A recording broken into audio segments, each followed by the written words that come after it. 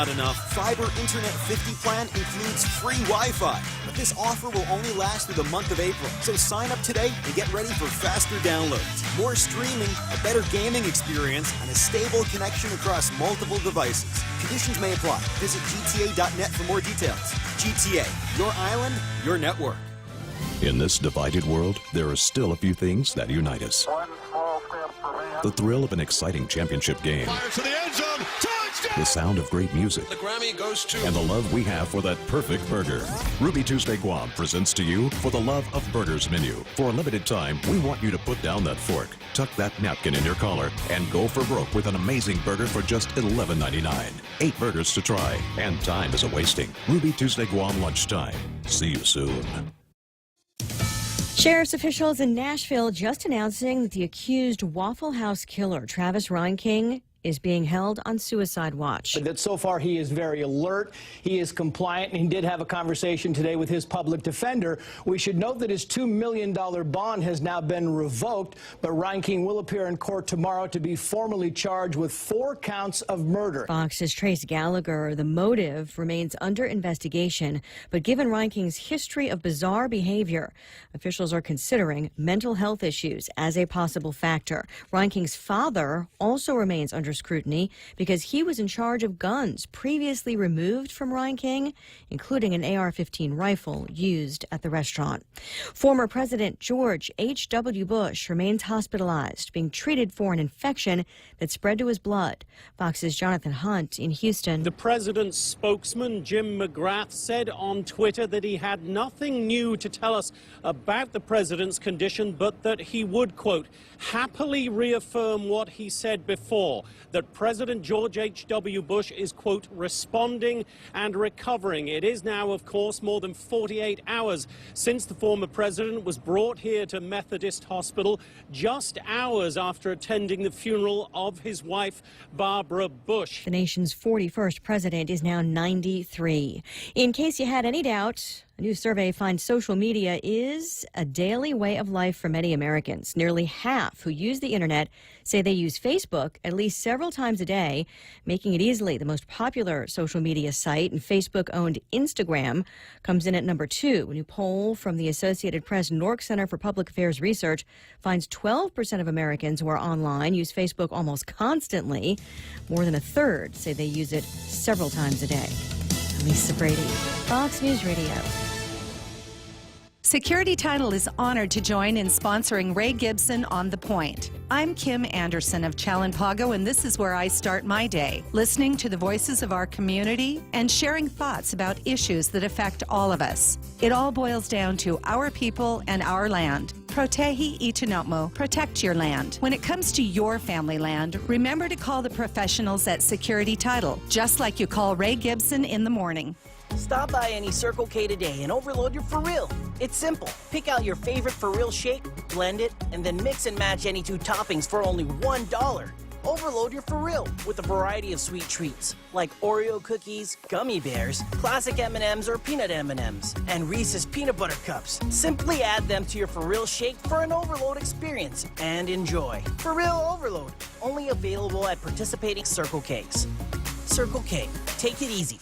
Summer's right around the corner, but first shift into spring with Triple J. With 0 down, 1.9% financing and easy trade-in, now is the time to buy. Get into our big boy truck, the Ford F-150, starting at $217 per paycheck. Car and Drivers 10 Best, Mazda CX-9 at $242 per paycheck. The Mazda 3 Sedan at only $137 per paycheck. Or the North American Car of the Year, the 2018 Honda Accord at only $216 per paycheck. Visit us online at triplejguam.com and get pre-approved instantly. Some conditions apply. See dealer for details. Triple J Auto Group, customers first. At Micronesia Renewable Energy, values matter. So all of their solar energy systems come with guarantees and the most value. No shortcuts, all quality. It's giving you that solar energy system at the best price. It's using highly efficient solar panels with typhoon-proven racking, built by highly skilled local technicians, so your system performs and saves you money. It's total peace of mind all the time. Not all solar companies are created equal. For experienced quality solar, it's MRE. Call 632-2613. MRE, the smarter choice.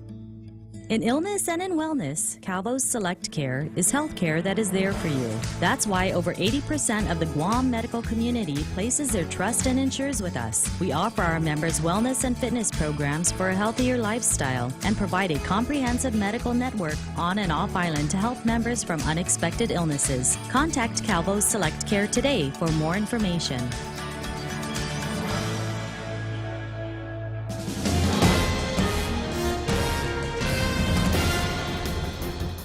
Half a day and good morning, Guam. News time here at The Point is 8 minutes past 6 a.m. this Wednesday morning. I'm Kevin Kerrigan. Here's a look now at some of the top stories from the Guam Daily Post. A Guam Crime Stoppers tip helped lead police to a major spice bust, netting 3 arrests and the seizure of more than 450 grams of the synthetic cannabis and some guns.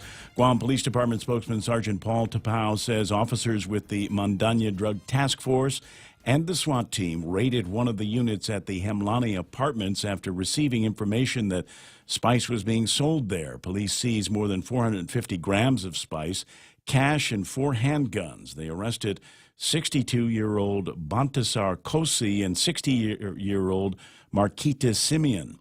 They're being held on illegal possession and delivery allegations as well as possession of unregistered firearms. A home in Jigo also raided where 52-year-old Dolores Otzi was taken into custody on allegations of illegal possession and delivery charges. Officers found several empty bags of spice and cigarette wrapping papers during that raid. The Guam Department of Education eyeing about 80 acres of Department of Defense property adjacent to the Guam Home Center in Dedido, which they hope can be exchanged for an 80-acre property in Marlborough that the Defense Department wants back. The U.S. Department of Education originally conveyed the Marlborough property to Guam DOE in 1992 for the development of educational facilities, but it remained unused for that purpose. Superintendent John Fernandez says there's been an ongoing conversation with DOD about the Marlborough site, which is deemed part of Andersen Air Force Base. If DOD has to give the property back, gets the property back, Fernandez said Guam DOE may be able to get another Defense Department property in exchange. The exchange could be authorized under Delegate Madeline Bordallo's Guam Land Return Act. The legislation, in part, aims to limit the Defense Department's footprint on Guam so that excess federal land can be returned to Gov. Guam. Fernandez said Bordallo's staff members are pretty confident that if the Defense Department reacquires the Marlborough property, there could be a land swap. We'll have more news after this. When you think about better water, think Kinetico Softened Water. Kinetico water conditioners work like no other, supplying a continuous flow of luxuriously soft water without disruption and without use of electricity. After all, better water flows from better thinking. Kinetico. American Water Tech. Smarter water, better water. Call American Water Tech at 649-2301 or email info@americanwatertech.com. Don't dump that cooking water down the sink. You can reuse it for other purposes, such as watering your plants or garden. After boiling pasta or steaming veggies, let the water cool and then recycle away. Catch more clean and green living tips every day and get inspired to make a cleaner, greener effort in your community. Happy Earth Month from the stations of Choice Broadcasting. Brought to you in part by Sylvan Learning Center. Call 477-0700 for tutoring programs, STEM education, and college prep information. Learn how Sylvan can inspire your child to succeed. 11 minutes past 6 a.m. here at The Point. Governor Eddie Calvo says he welcomes the arrival of a CMS survey team and hopes they learn how federal funding inequities have had a negative impact on GMH. The 7-member survey team arrived at Guam Memorial Hospital on Monday. GMH Administrator Peter John Camacho telling the Daily Post that they're conducting a recertification survey, and they're expected to be here at least through Friday. Following the Joint Commission's preliminary denial of accreditation to GMH in January, island leaders expressed concern that CMS would soon follow with its own review, which, in the worst-case scenario, could result in decertification and the loss of millions in federal dollars. The governor yesterday said if they do decertified, it'll be an indictment on them. He said a great deal of the responsibility for the issues of facing GMH lies in the inequitable treatment of the federal government, particularly CMS. The CMS survey, meanwhile, has prompted Guam Medical Association member Dr. Vince Akimoto to call for a meeting of medical professionals at the legislative hearing room this evening to talk about immediate funding options for the hospital. GMH Administrator Peter John Camacho telling the Post yesterday that the hospital appreciates the kind of support and passion from Dr. Akimoto, but he said GMH is not facing an immediate shortage of critical medicines or supplies. And Camacho acknowledged that they're challenged and do have needs, but he said he doesn't want to create fear and panic in the community. For these stories and more, log on to postguam.com or pick up a copy of today's Guam Daily Post. Ray with some weather. Think it's going to be a wet one here this morning. Let me see if I can put the weather map up on the screen so everybody can see what it is that we are looking at here today. Mostly cloudy skies, scattered showers, and isolated thunders through mid-morning, becoming partly sunny with isolated showers and thunderstorms this afternoon. Winds are out of the east, 15 to 20 miles an hour, decreasing a bit overnight. Highs about 88 degrees, and overnight lows are going to be 78 degrees. Breezy, scattered showers and isolated showers this afternoon. We've got some isolated thunderstorms expected through starting tomorrow afternoon through Friday. So it's going to be wet and choppy. So a little bit more of what it is that we're looking at in the weather map this morning with Michael Knight. Well, if you take a look at the picture there, those that can, Guam right in the middle of the picture, and we kind of dodged the bullet. You can see the bright yellows and reds up north of here. So it looks like Rota, Tinian, Saipan, they're really getting hammered. We're kind of in a quieter spot, but we've got some rain moving in for the morning drive, so it should be a little slick and hazardous out there. All right, watch out as you're making your way to work or school or wherever it is that you happen to be going to. 6:13 in the morning, sunset tonight at 6:35. Sunrise this morning was about 10 minutes ago. That's news and weather together brought to you by Bank Pacific. Where others put branches, they place roots. At Micronesia Renewable Energy, values matter. So all of their solar energy systems come with guarantees and the most value. No shortcuts, all quality. It's giving you that solar energy system at the best price. It's using highly efficient solar panels with typhoon-proven racking built by highly skilled local technicians, so your system performs and saves you money. It's total peace of mind all the time. Not all solar companies are created equal. For experienced quality solar, it's MRE. Call 632-2613. MRE, the smarter choice. Portions of the program brought to you by our friends over at King's Restaurant. 40 years they've been serving your favorite meals to your favorite family members, and they'll keep doing it for a long time to come. King's, always open, always local. Every time I travel, there's something from home that I can't leave without. I take my Docomo Pacific Data to Go to share my stories in Taiwan, check subway routes in Tokyo, be my food guide in Hong Kong, meet new friends in the Philippines, make updates in the States, find my way around Korea, and check out all the cool shows in Singapore. It's the data I have in all the places I love for only $10 a day. Data to Go from Docomo Pacific. Better together. This is a delightful day. I've got some new information about something new that you're going to love at Wendy's. Try the new Southwest Avocado Spicy Chicken Sandwich. Yeah, Southwest Avocado Spicy Chicken Sandwich. Crispy, spicy chicken kicked up with pepper jack cheese, Southwest Ranch, Applewood bacon. Because it's Wendy's. We put bacon on there. We put bacon on bacon. Huh? And they finish with a cool, creamy avocado. Also available, the new Southwest Avocado Chicken Salad, available for a limited time. So stop by the nearest Wendy's and try one today. Wendy's, now that's better. With the largest inventory of rental equipment on Guam, East West Rental Center is sure to have the tool you need to get your job finished quickly. From equipment rental, party rental, parts and service to used equipment, East West Rental Center has what you need. Call East West Rental Center at 646-1463 or visit them online and browse through their online rental catalog at eastwestrental.com. They're located in Upper Tumon, right across St. John's School. East West Rental Center, providing the island of Guam with quality equipment rentals since 1972. In this divided world, there are still a few things that unite us. The thrill of an exciting championship game. Fires to the end zone. Touchdown! The sound of great music. The Grammy goes to... And the love we have for that perfect burger. Ruby Tuesday Guam presents to you For the Love of Burgers menu. For a limited time, we want you to put down that fork, tuck that napkin in your collar, and go for broke with an amazing burger for just $11.99. 8 burgers to try, and time isn't wasting. Ruby Tuesday Guam lunchtime. See you soon. The Ray Gibson Show. Morning talk that matters. Call now, 888-TALK. That's 888-8255.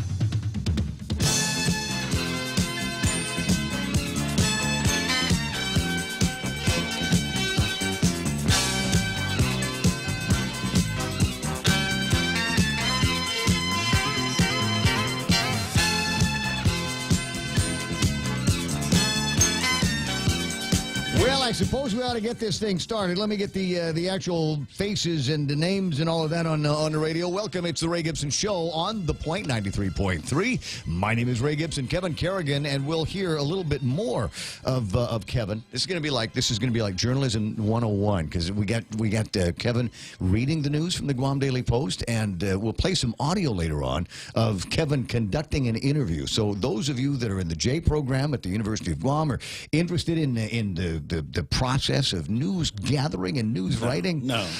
Not like that. No. Not that. No, because this guy's the smoothest interviewer in the world. He's got some time with Governor Eddie Jerome Baza Calvo yesterday talking about how do I say the guy's name? Dominic? Is that his? Dominic, yeah. Okay, so Dominic, the assistant secretary for the Department of Interior, lurking in the area, and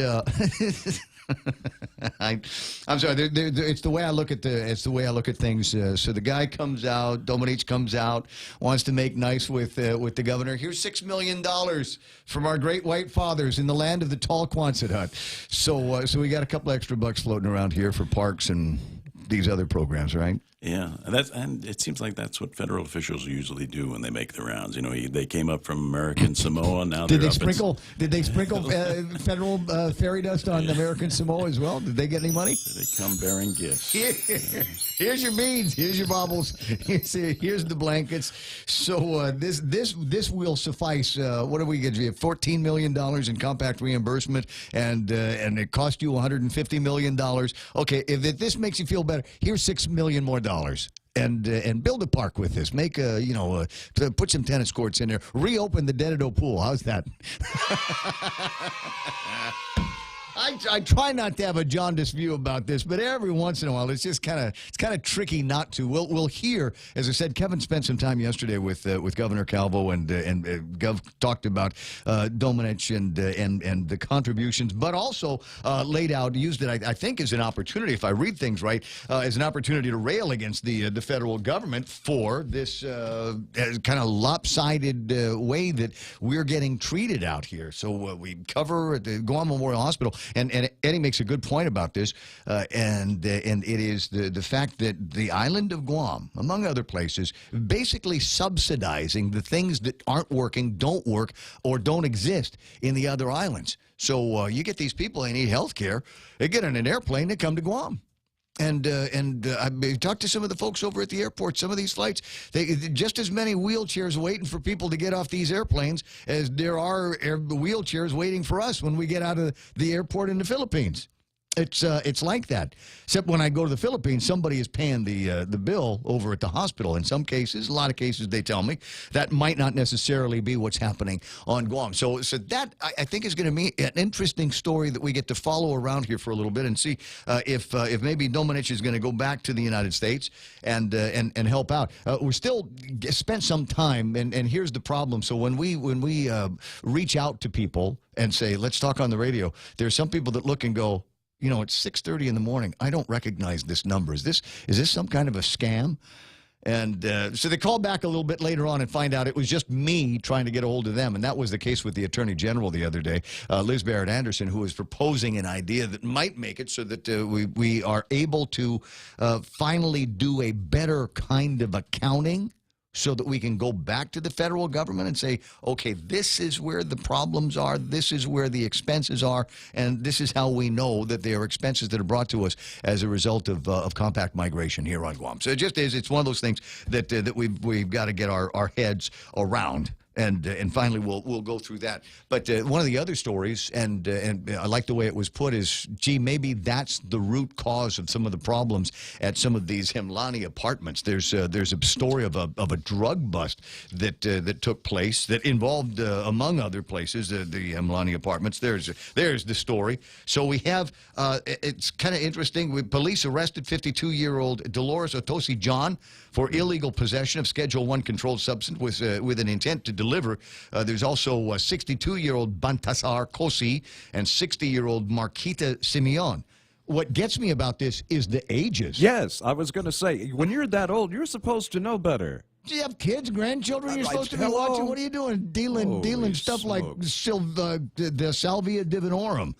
The synthetic drug known to mimic the effects of THC, the psychoactive ingredient in marijuana, but because spice can be chemically altered, its effects can be dangerous or even fatal. I don't personally know anybody or recall any stories about anybody dying because they had the spice in their system, but, you know, the fact that I remember seeing some of the packages when those were still being sold legally, and it didn't say what the ingredients really were. Yeah. So you're looking at this thing going, I don't know if I want to smoke this. I don't know what this is. This might be the same stuff that goes in the chemicals that are under the sink. You never know. You never know. So that's the thing. But looking at the ages on this stuff, I'm thinking these are people should be watching grandchildren and driving them to. Is it time for church and all of that stuff? But wow. So I guess there is hope. You know, as we get older, there is hope for some kind of a career change. You know, what do you It's never think? too late. You know, life begins after 55, doesn't it? Isn't that what everybody says? Or over 40 or something? I can't remember, but, you know. I don't know. I haven't gotten there yet. 40s or 30s. Yeah, whatever. Whatever. You know, sometimes you look around and you say, well, I've plugged myself into this career for as long as I could. I've milked it for everything that I think I might be able to get out of it. Wonderful experiences, wonderful life fun that I've had. But maybe it's time to do something else. What should I do? Oh, I don't know. I'll sell spice out the back door.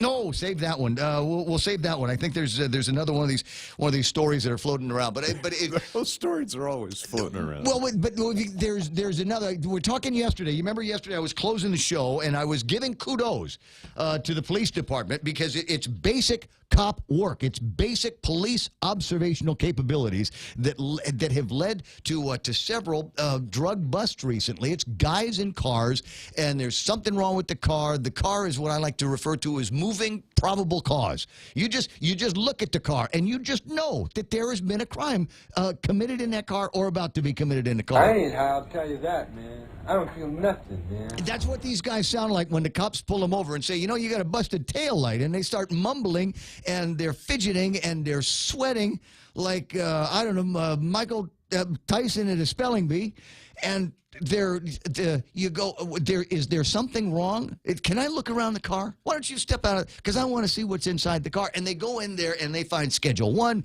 and Schedule 2. And the funniest thing is these guys in the cars, I'm not condoning their activities, but they're idiots. When a cop asks you to search the car, you say no. Hello? I'm 62 years old. You're not searching my car. Well, I don't know what the deal is. I'll tell you what somebody had said to me in an email yesterday as we were pondering the concept in a second. But these guys are comedians, I swear. Have you seen the stories that were floating around this morning? And one guy, he's pulled over, and there's drugs and there's syringes for putting the drugs into your system. And the guy says, "What are these syringes for?" "They're for my chickens." Not crickets. Sorry, yeah, we don't have the chicken sound effect yet. Okay, they're for my chickens. All right, comedian. Guess what? Going to jail. You're going to go to jail. Now, what was the other one? Oh, and another guy, and I forget what it was that he got pulled over for, but again, he was pulled. It was a traffic stop. Cop observing something unusual about this vehicle, what it was up to, the driver, et cetera, and pulls the guy over, asks him some basic questions, and finds in the course of the investigation, and he says, can I search your truck? And the guy says, anything you find in this is not my truck. This is not my truck. Anything you find in here is not mine. Belongs to my stepfather. And then they check, and the stepfather doesn't do drugs at all. Anything they find in there doesn't belong to me. It's not my. How did I get in this truck? How did I get in this truck? What is it? I magically appeared in this truck. And yeah, there's drugs, but it's not mine. Bunch of comedians. Hey, but don't worry. Don't worry. You're going to get in front of the right judge, and they're going to let you off the hook. There's another one of those stories today. Judge Sokola, there's a detainee that has been accused of taking part in the killing of another detainee. And so I guess this guy's mom died, and he wants to go to the rosaries and the funerals. And there's a part of me that, I've lost my mother. I know that pain. I know what that feels like. But you know what? I wasn't in jail at the time.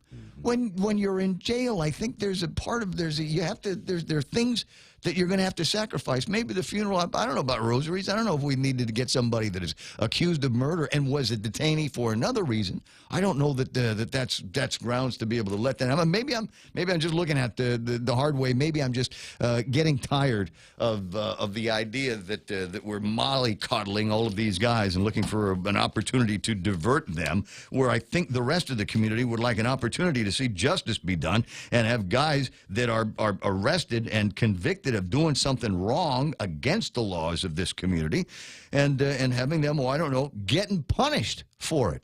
Is that too much to ask? I don't think so. Frankie Shizaki, in his opinion column today, asking about using GITA travel funds for drug prevention. See, everybody wants the GITA money, right? Frank wants to use that for, help out with drug prevention, rehabilitation, all of that stuff. Vince Akimoto wants to use that GITA travel money so they can prop up Guam Memorial Hospital. Everybody, that's the problem, is when we know how much money is in these funds, all of a sudden everybody got dollar signs in their eyes. Give me some of that.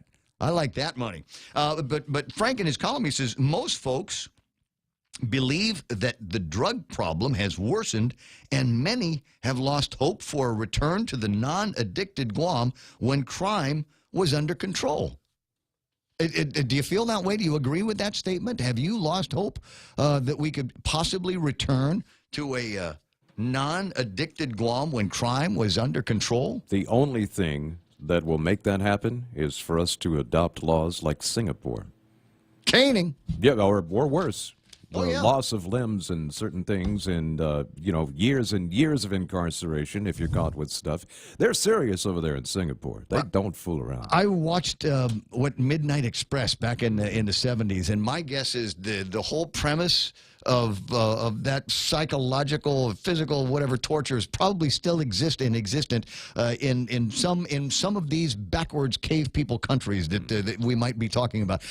There are parts of the Singapore thing I like. I was in Singapore last year and thought it was the cleanest, friendliest place in the For whole such a big city in the whole wide world. And you want to talk about being able to control the populations? It's just stated. There are websites that you can go to, things that you shouldn't do when you were in Singapore. Yeah, I used to live there for a couple of years. Yeah. Did you ever get caned? Anybody? No, I behaved myself. So that's just really all they're asking for, is just behave yourself. Don't be a drunken, disorderly, and don't. And when you're walking down the street, don't chew gum or drop it on the street. So. As I said, it's one of the cleanest places I've been to. I love the architecture down there. I love the flora and the fauna. It kind of reminds you of Guam when you're down there. Oh yeah. And so you walk around and you feel you're safe, like you're in God's pocket when you're down there. That's not to say there is no sinning in Singapore. I met a couple of guys in the hotel that I was staying with that knew of another hotel where you could have all kinds of crazy fun. I thought, maybe you guys go that way. I'm going to go over here because I got an early conference that I got to take care of in the morning. But it's like any place else. I guess you can find the fun if you want to. 6:30 in the morning. There's plenty more on and those kinds of stories to go on. Plenty of people to talk to. And again, a reminder: we'll take a look at the traffic gizmo in a few minutes. You might want to get out a little bit earlier and avoid the crush, because I got a feeling with the state of the rain that we've had overnight, the rain that we're going to be getting this morning, that there could be some delays on the road. Little fender bender on one little side street has the potential these days to wreck traffic patterns all over the island. It's 6:30 in the morning and time for our first look at headlines from the Guam Daily Post. Here's Kevin Kerrigan.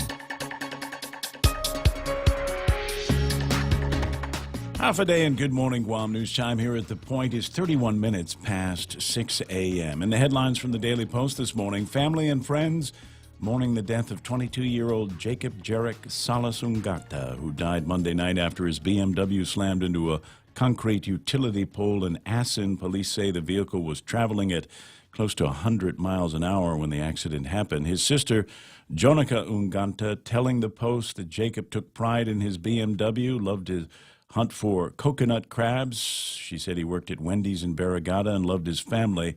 He was the father of a 3-year-old son. Jacob Ungata's death is the 6th traffic-related fatality of the year on island.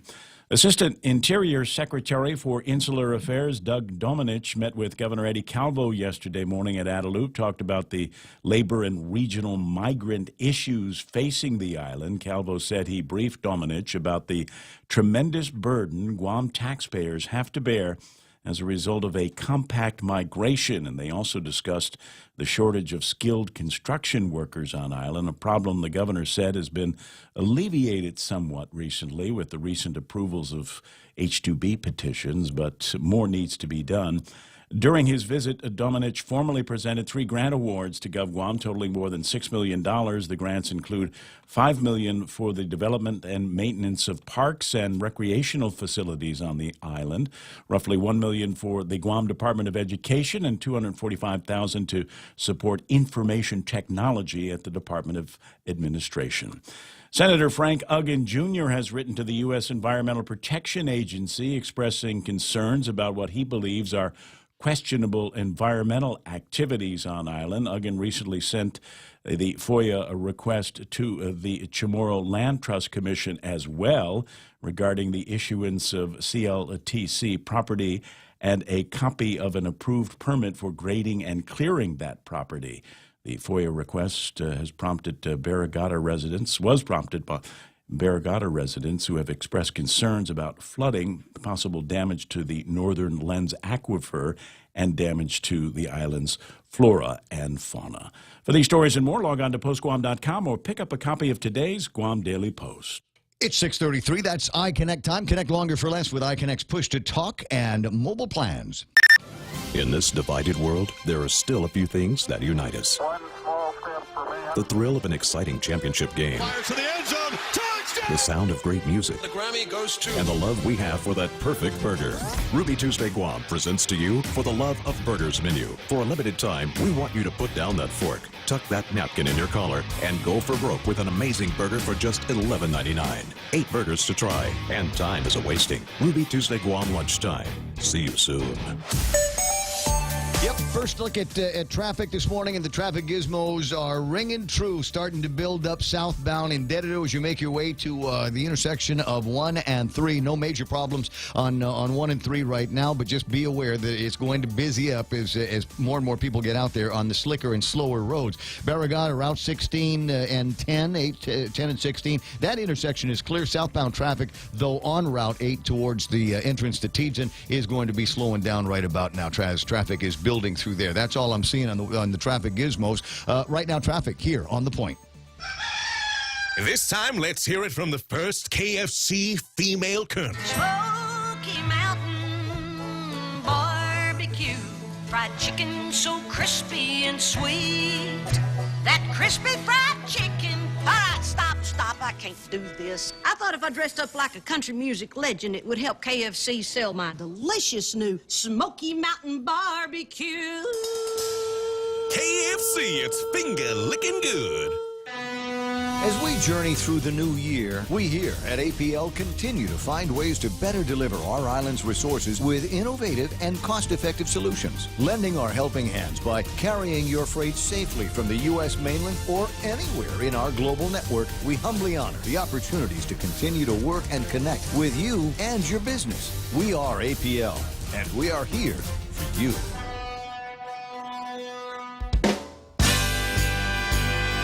Ray Gibson brings you closer to the action. Morning talk that matters. Call now. 888-TALK. That's 888-8255.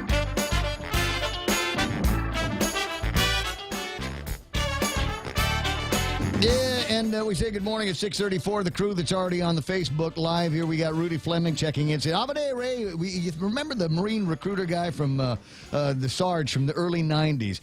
I'm trying to remember the specific guy that you're talking to. When we start talking about the Marines and Sarges, I remember Sergeant Carter from Gomer Pyle. Move it, move it, move it. You remember Pyle and Golly and surprise. Ruben Mortera enjoyed the Mike Tyson and the spelling bee deal. That's nice. Big Sister Shelley is on. JT Tillman on. Let me see. Joe Michael. Half a day from San Diego, says Joseph Michael. I like this. It's like ham radio, just to get to, and a CB at the same time. You get to talk with different people from around the place. Carl and Jerry Gutierrez have chimed in this morning. And talk amongst yourselves in the online. I'll handle the radio part, but in the online thing, talk amongst yourselves and see, do you agree with former Senator Frank Ishizaki's thoughts that people around here have given up for a return to the non-addicted Guam when crime was under control? And you might have to be pretty old to remember that, because does he bring up the heroin days from the 70s? Yeah. Where there was a big problem that we had here with heroin in the 1970s, and I don't know if it was a question of that just dying down or of all of the users eventually just dying. I think it might have been the latter was the case. But since then you get the problems. There's, I guess, an issue with the cocaine for a while, and then methamphetamines came along in the 90s, and we seem to continue to be grappling with that. And almost every story that you read anymore about somebody getting busted for something, it's because they've got that Schedule II substance somewhere in their life, and they're of the means now, where in order to support themselves, in order to support their habit, they've got to steal everything from their family. And when they've stolen everything from their family and the family finally kicks them out, then they go and they break into your car, they break into your house, looking to be able to find something that they might be able to fence for a few dollars and get themselves some more ice to support them until they can break into somebody else's car, until they can break into somebody else's house. Now, I did get a note from somebody yesterday, and I'll see how much of this I'll just paraphrase for you.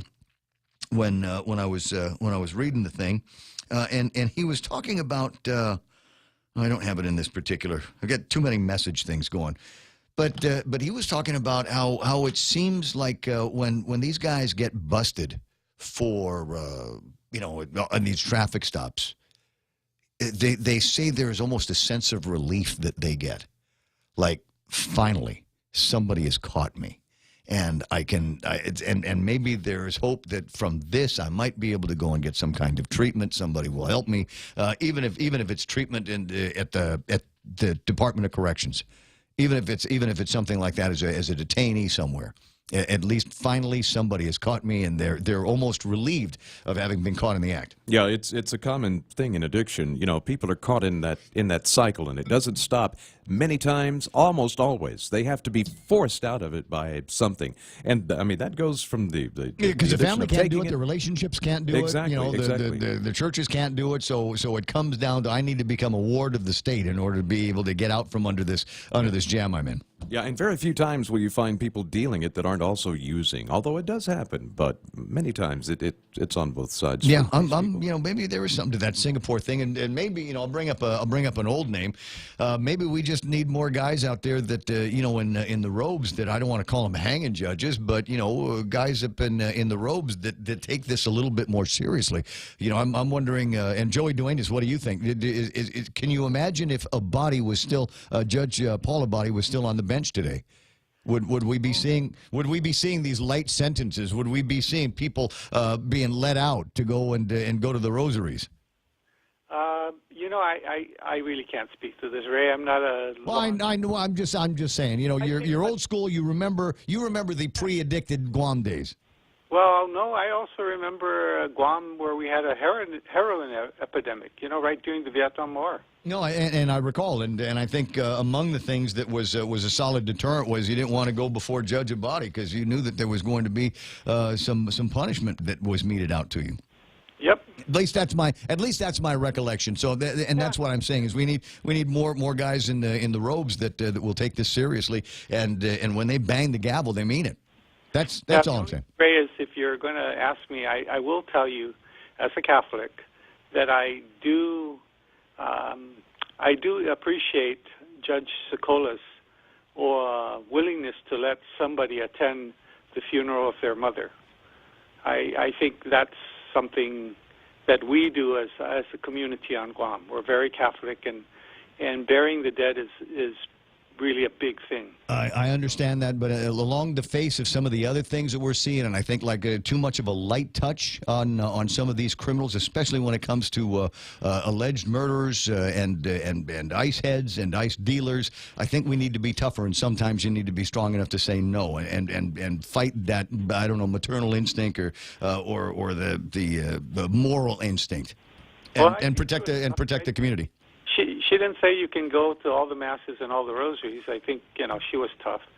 But, I think that's a human side that I appreciate in her. I think she's a good judge. Anyway, so the reason why I'm calling, the reason why we're talking this morning is the what is it called? The water resources. Golly, I had it on the note that I gave the mic, but I don't have it in front. Water Resources Master Plan update. Right. That is out. All right. This is an update of the existing master plan that was started back in 2006, 2008. Mm-hmm. Remember when we first started, we came up with a master plan that outlined about $900 million worth of stuff that we thought we needed to do. And where we are today is that master plan, we have borrowed about $670 million when we do the last bit of borrowing, which will probably be later this year or into 2019. Out of that plan, 30% of that plan is completed. 40% of that plan is underway to being completed. 15% of the plan is what's left.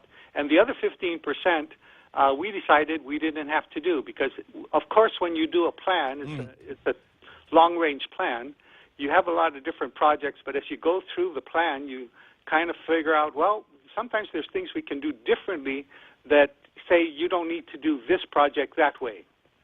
So it changes your plan. A plan is a living document. Our plans at GWA don't go on the shelf and stay. You're familiar, Ray. We have had, I don't know how many land use master plans, Ray, do you think we have sitting on the shelf somewhere? And a couple on shelves that I've got in my office that I've looked at and said, these are great ideas. What great plans. I hope we get a chance to use them one of these days. There was a really good one for the northern land use. So what we do at GWA is we do have this master plan. Mm-hmm. We put it in place. We've completed a bunch of it. Some of it is ongoing. We've got a little bit more to do. But now it's time to update and say, okay, and where are we going now? Because we want to do a Guam Waterworks Authority that provides service to everybody. And we provide 99% of the service to 93% of our customers, Ray. We do have problem areas. Mount Santa Rosa is a problem area. You remember that? So we have to build this system up and fix some of the ills that were caused by maybe poor planning in the past, inadequate implementation of plans. So we're fixing a lot of things, undersized pipes, poor pressure. So in the next 20 years, as you look forward, you want to do a plan to improve service, not just to comply with U.S. EPA, but to also improve service. That's what this plan is. We're crazy about the plan. Those things that you decided that you didn't need to do in the original plan, were they really expensive things by any chance? Yeah, were you able to bypass some really, really pricey stuff? Ray, when you do a plan, that's the exciting thing about it. We have 7 wastewater treatment plants on the island. 2 are really big, Agana and Northern. Everybody knows that. But we also have a small one down here in Baza Gardens. Remember, in Windward Hills? I did not know that. And the effluent was going into the Tokta River. Well, guess what? We modified the plan, and we said, we're not going to upgrade that plant. What we're going to do is turn it into a pump station and pump the sewage all the way over to the Agate Santa Rita plant that is brand new. $67 million spent. It's a brand new secondary treatment plant. And along the way, by pumping it over there, we're also going to try and pick up sewage from everybody, putting laterals out, so improve everything. No longer put the effluent into the Tokta River. Isn't that great? Yes. And that's going to cut down the cost of that initial project. In other words, we're not going to rebuild that sewage treatment plant. We'll just convert it into a pump station. So that's an example of the 15% that we took a look at and said, we can do this better. We don't need to do all of that. I like it. It sounds like you guys are working through this in a smart, logical way, and I kind of like the idea that we were going to be doing something eventually with Agate. Looking at the increases, and I don't think there's anything different here. 4.5% increase between now and 2024, 3% increase between 2025 all the way through 2037. I don't know about you, but I have a hard time pondering what life is going to be like in 2037. Hopefully, I won't have as many needs for fresh water and wastewater treatment in those long into the distance, into the future days. Yeah, but Ray, what we need to do is remember we need to fix the problems that people always call us on and say, Ray, this happened a long time ago, maybe 5 decades ago. some of our ancestors, my parents' generation, your parents' generation, what they did is they had a piece of property. They subdivided it. In those days, they said, oh, just put a water line in. They put a 2-inch line in, subdivided it. First house went in, lots of good water pressure. The 20th house finally gets built in the subdivision. All of a sudden, there's no water pressure. There's people dealing with that this morning. They're listening to you while they're taking a shower, and that's exactly what they're dealing with. So I understand that, and I wanted to ask you another question before I let you run, because I know how busy you are. Is it has to do with a story that crept up, I guess, on Monday or so. There's a piece of legislation that Senator Fernandez has put into the paperwork over at the legislature. He's introduced this over there to allow for a, quote, unnamed developer to be able to do some system development on this land. He wants to do some paving, and he wants to put in utilities, and he wants to put in street lights and cable television and the internet and all of that, but is looking for a $2 million abatement. And I thought, I'm trying to, struggling to remember if that had ever been done in the past for a developer. Normally, if you put something in there, if you're developing the system, then you ought to pay for the development of that system. It's something you factor into the cost of the houses that you're building, right? Yes, you're absolutely right. So usually, let's go back to Winwood Hills. When Kaiser first started that development out there, they factored in the cost of putting in the sewer. GWA doesn't build infrastructure. Usually developers are the ones that build infrastructure. Now, the government is also a developer, and you have private developers. I use that example of Kaiser and Winwood Hills. Well, what they did is they put in the infrastructure, and then they turn it over to the government. And then we operate and maintain systems. That's what we do. But there's no abatement of the taxes that I recall. Right. Yeah, and so that's why this feels, it's got this weird feeling on it, because I don't ever recall it happening before. And it seems to me if we were going to start doing that for developers, at least this unnamed developer, it's something that we would have to do with all of them. And I don't know that, given the state of the finances in the government of Guam, that even if you're putting in homes, I don't know if we're going to turn our backs on the potential revenues of the taxes in the future. Now, Ray, let me tell you something though. I'm not familiar with this bill from Senator Esteves. Yeah, I really don't know what he's proposing to do, and maybe a good thing. I don't know, because I haven't read it. I just have to tell you that up front. So it's an easy read. There's a lot of once upon a times in the beginning of it, and then it goes through some legislative language, but the net effect is that there is going to be this developer that is eventually going to get a break on taxes because he's putting in the infrastructure. And my point is simply this: is that so what? I'm glad you're putting in the infrastructure, but that's not. It should not net you any kind of savings on taxes. The government should still be able to collect that. Just remember, though, that we recently did allow that system to work on the repaving of Hamburger Road. You remember? Refresh my memory. That seems to have taken forever. Yeah, no, the Hamburger Road was recently repaved. Yes. With, people contributing who are businesses along the way, and they got a tax credit for their money that helped repave Hamburger Road from the McDonald's by Route 16. Up to Marine Corps Drive. Area? Yeah. So I think they did use that vehicle to do something like that. So all I'm saying is I have not read Senator Esteves' bill, so I really don't know what's contained in it, so I can't give you a comment. Take a look at it and get back to me, and then we can talk about system development charges, because I know it's something that had been debated in the past, and if this is going to be the new way we do things, then I think that it should certainly fall under the purview of the Consolidated Commission on Utilities. Okay, Ray. I'll talk to you pretty soon.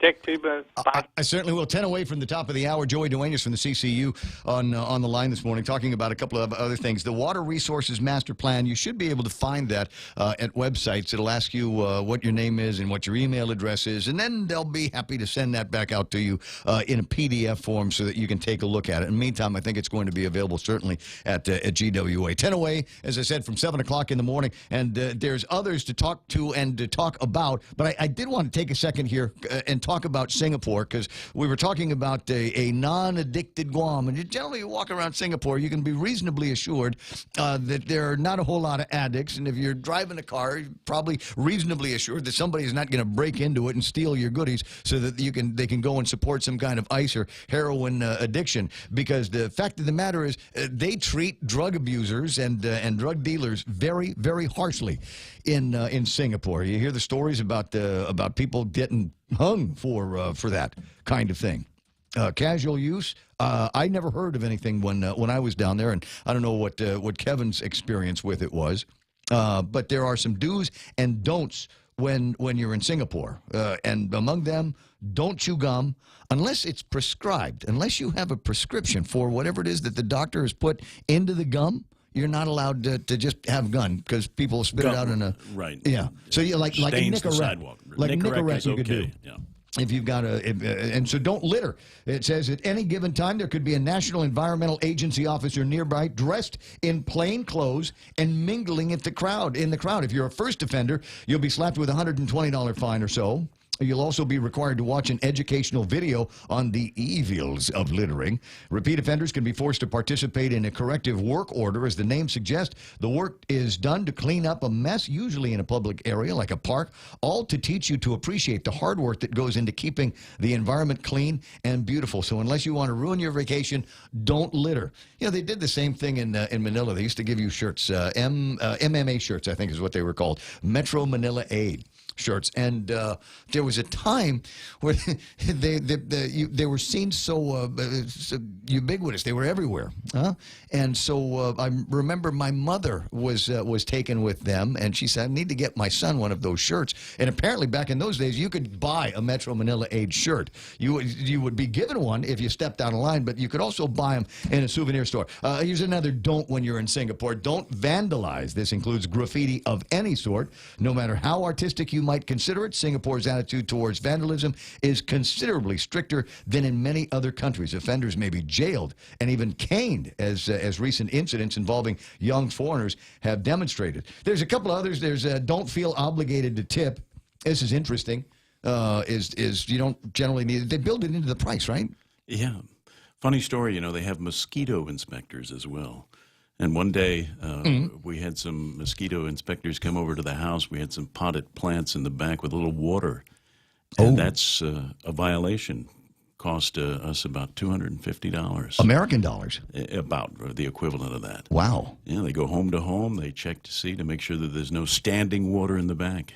And nobody's got any problem with somebody coming into the house, going in the backyard? They come and they knock, you know, and they do the inspection, and that's the law. My wife had to let them in, and there it was. That's something else. Could you get away with something like that? Is that something that we would be willing to live with in mosquito control? In this day? Yeah, well, there have been mosquito problems and vectors, right? Yeah, you could never have tires lying around like we do here, you know, full of standing water that breed mosquitoes. I will say this: the more and more that our freedoms and privacy are eroded away, the more this sort of thing could happen in this country. Yeah, but what's the trade-off? Are you okay with the mosquito inspectors if it means that you've got a healthier community? Are you okay with a guy in plain clothes that might have a badge, and if you throw a piece of paper on the ground, he's going to bust you for it? You know, but you get to say, I live in Singapore, the cleanest, friendliest, drug-free city in the world. Look how far we've already sunk since 9/11. Hey, listen, I'm with you. I'm one of the guys. You know, you preserve your rights as much as you possibly can, and I'm not suggesting that we live in a fine city like Singapore. If you do something wrong, they fine you, as Rudy is saying here this morning. I get you. James Howard says change meth to Schedule 1, fully legalized cannabis. 29 states already have medical legal. 12 states fully legal. Washington is laying the framework to decriminalize at the federal level. I don't think we're allowed to change the schedule here ourselves, are we? That's a federal guideline. Yeah, we don't get to do that. And there are people that are wondering why something as evil and life-changing as crystal methamphetamine comes in as Schedule 2, and something that is relatively harmless relatively, I say, harmless, like marijuana is big, bad, evil weed, and it's a Schedule I deal. So it's one of those things that you kind of got to keep in your head. A bunch of other things that are rolling through the table of contents this morning. Forget about the headline stuff. Can I just tell you what I did yesterday?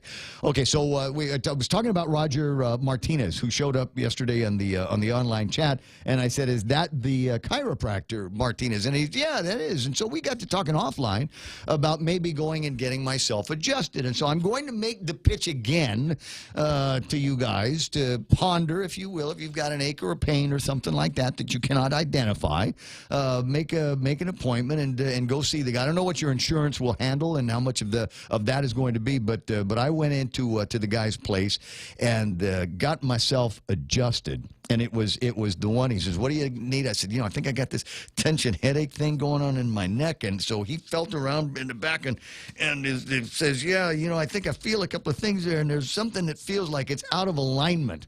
And I said, "Can you fix it?" And he says, and this is why I like chiropractors, because you say sometimes you go to a doctor and you say, "Doctor, it hurts here," and he says, "Okay, we're going to do some drug tests, and we're going to do some tests, and to go pee here, and we're going to take some blood, and we're going to do some X-rays and a CT scan, and we'll never touch you." Never actually puts his hands in the places. Here's where it hurts, right? This is the place. Do some manipulation, feel around. Chiropractors, it's the first thing they do. You show them where it hurts, and they start poking around and prodding to see what the deal is. I'm kind of sold on this. I don't go there all the time. I only go when I need to. And so he did this one thing and I don't know, cracked up a bunch of things in the spine. And it's such a great feeling, right, when they do that. And then he did another thing where he laid me down on my chest and took my head and kind of cocked it over at an angle here and then gave it a quick jerk. And I could feel all of this popping going on in my neck. And it was a wonderful feeling. It's just the relief, because then all of a sudden the pain that was associated with, just like that. Just like that, with the tension. And he wanted to do some more stuff. He said, "Oh, wait, we got this. I'm going to put you on the TENS machine, and we're going to put a heat blanket on him. I'm finished now. You don't need to do anything. You can do it. What the heck? I'm here. I paid already. So, give me the full treatment here, and I'll walk out of here feeling like I'm like 5 inches taller." And so that's what I did. Now, I'm not saying that you got to go to Martinez's place, but I will, just a friendly reminder here from a guy that, just like you, will sometimes put on my socks wrong, or I'll lift something wrong, or just, it's Friday, it's a busy week, something broke, I got to fix it, and you get that little twinge in the back, and you just can't seem to get rid of it. Sometimes, I'd rather do that than take a drug. I don't like taking pills. Anybody knows me. I'm not a pill-popping guy, never have been, never wanted to be. The two things that I put in my mouth every single morning before the coffee is multivitamins and fish oil, and that's it. I don't like taking any other chemical-based stuff. So a visit to the chiropractor, in my mind, it ain't hippie medicine, and it actually makes me feel a whole lot better. And I hope sharing my story will make you feel better as well. Coming up, I got Fox News Live. A little bit later on, we'll hear from Governor Eddie Jerome Bozzicalvo and a sit-down he had with Kevin Kerrigan and other members of the media yesterday. We'll chase around some of the other things that are going on in this town. What do you want to talk about? 888-8255, 888-TALK on your phone. As I said, Fox News Live coming up. Kevin Kerrigan with all the big stories from the Guam Daily Post and more yak right here on The Ray Gibson Show on The Point.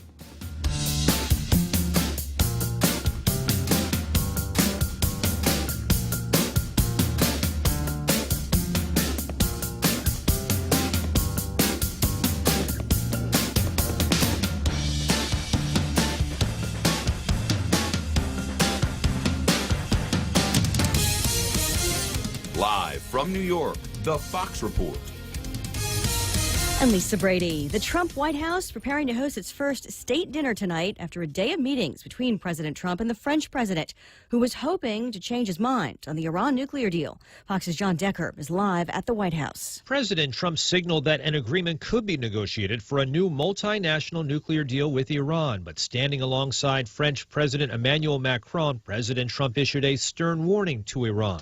If Iran threatens us in any way, They will pay a price like few countries have ever paid. President Trump has said that unless France and other European allies fix what he called the terrible flaws in the Iran deal by May 12th, he will restore U.S. economic sanctions on Iran, which would deal a severe blow to the agreement. Macron saying he would like to see a new agreement worked out. Lisa? John, on climate change, the French leader says he shares some of the president's economic concerns, but still plans to adhere to the Paris Accord. And on North Korea, President Trump says efforts to arrange a summit with Kim Jong-un continue. I think we're doing very well. Meetings are being set up, and I want to see denuclearization of North Korea. And he says that means Pyongyang getting rid of its nukes. The president also reaffirming support for Admiral Ronnie Jackson, his nominee to be Veterans Affairs Chief. But he says it's up to Jackson to decide whether to keep going now that his confirmation hearings are on hold over work-related allegations. Jackson telling reporters, I'm looking forward to rescheduling the hearing and answering everyone's questions. Some lawmakers were already concerned about his lack of managerial experience. He's been serving as the official physician to 3 presidents. Meantime, a final vote now expected Thursday on CIA Chief Mike Pompeo's nomination to be Secretary of State. The Dow drops 424 points, mainly blamed on interest rate worries again. On the Fox Report, fair and balanced. For over 55 years, Community First has served our island as a full-service financial institution. And now, we're proud to introduce the new Community First Student-Run Credit Union, open in Manila on Route 10, Guam's first student-run financial institution, which means it's operated by college students like us, ready to serve all our members, existing and new. We're just down the road from UOG and GCC. Community First Guam Federal Credit Union, now open in Manila. This credit union is federally insured by NCUA. Stop by any Circle K today and overload your For Real. It's simple. Pick out your favorite For Real shake, blend it, and then mix and match any 2 toppings for only $1. Overload your For Real with a variety of sweet treats like Oreo cookies, gummy bears, classic M&Ms or peanut M&Ms, and Reese's peanut butter cups. Simply add them to your For Real shake for an overload experience and enjoy. For Real Overload, only available at participating Circle Ks. Circle K, take it easy. Council. The jury will soon have the case against Bill Cosby at his sexual assault retrial in Pennsylvania. Fox's Gernal Scott is live at the courthouse in Norristown. Lisa, it has been a day for lawyers on both sides to leave a lasting impression on the 12 people who will decide Bill Cosby's fate. The defense spent 2 hours this morning chipping away at accuser Andrea Constand's credibility. Cosby spokeswoman Ebony Benson boiled it down to a single statement. This was a consensual relationship. What happened to make it turn bad, we will never know. What we do know is Andrea Constand was not telling the truth. Prosecutors followed this afternoon. Not a lot of activity outside court right now, meaning court is likely still in session and probably winding up shortly, Lisa. Thanks, Gernal. The man charged in Sunday's Waffle House shooting that left 4 dead is now being held on suicide watch. Police say mental health issues may be a factor in the killings, but that a motive remains under investigation. Police in Toronto also not confirming a motive in yesterday's deadly van attack, but the suspect, Alec Manassian, made social media posts paying homage to a mass killer in California, Elliot Rodger, who killed 6 before taking his own life in 2014. Rodger left behind a manifesto saying he wanted to punish women for rejecting him and men for being sexually active. Manassian apparently empathized. His posts had similar issues revolving around what he called involuntary celibacy, according to the source. Fox's Rick Leventhal in Toronto. He used music to make topics that can be boring seem fun for generations of kids. Conjunction, junction, what's your function? Bob Dorough, the man behind Schoolhouse Rock, has died. He was 94, a jazz musician. In New York, I'm Lisa Brady on Fox News Radio. Did you know you can save a little more when you save the water from washing off your produce? Place a strainer or colander over a large pot to catch the water when washing your fruits and veggies. Then recycle that water on your garden or for flushing the toilet. Catch more clean and green living tips every day and get inspired to make a cleaner, greener effort in your community. Happy Earth Month from the stations of Choice Broadcasting. Brought to you in part by Jams Media Productions. Jams Media, the complete sound and lighting experience, serving Guam since 2001. Hafa Day, my name is James Moylan, and I'm running for a seat as your your senator. The people of Guam expect more from their leaders, and I intend on delivering. If given the opportunity, I will bring my experiences in the military, public, and private sectors. I understand that during challenging times, tough decisions and an open mind are needed. Your tax dollars also need to be spent wisely. If you expect more from your elected officials and expect them to think outside of the box, then I humbly ask for your support this November. Thank you. Paid for by the committee to elect James Camacho Moylan for Senator, Carlos Camacho, Treasurer. At Micronesia Renewable Energy, values matter. So all of their solar energy systems come with guarantees and the most value. No shortcuts, all quality. It's giving you that solar energy system at the best price. It's using highly efficient solar panels with typhoon-proven racking, built by highly skilled local technicians, so your system performs and saves you money. It's total peace of mind all the time. Not all solar companies are created equal. For experienced quality solar, it's MRE. Call 632-2613. MRE, the smarter choice. Why pay for paper? Go paperless for $3 less. Move into e-billing and reduce your carbon footprint while enjoying an easier, faster, and more secure way to receive and view your bills. No more paper clutter or waiting for the mail. Go green and sign up today by checking out DocomoPacific.com or calling 688-CARE. Why pay for paper? Go paperless for $3 less. Docomo Pacific, better together. Security Title is honored to join in sponsoring Ray Gibson on The Point. Half a day. My name is Jesse Cruz from the village of Maina, and this is where I start my day, listening to the voices of our community and sharing thoughts about issues that affect all of us. It all boils down to our people and our land. Protehi Tanomo. Protect your land. When it comes to your family land, remember to call the professionals at Security Title, just like you call Ray Gibson in the morning.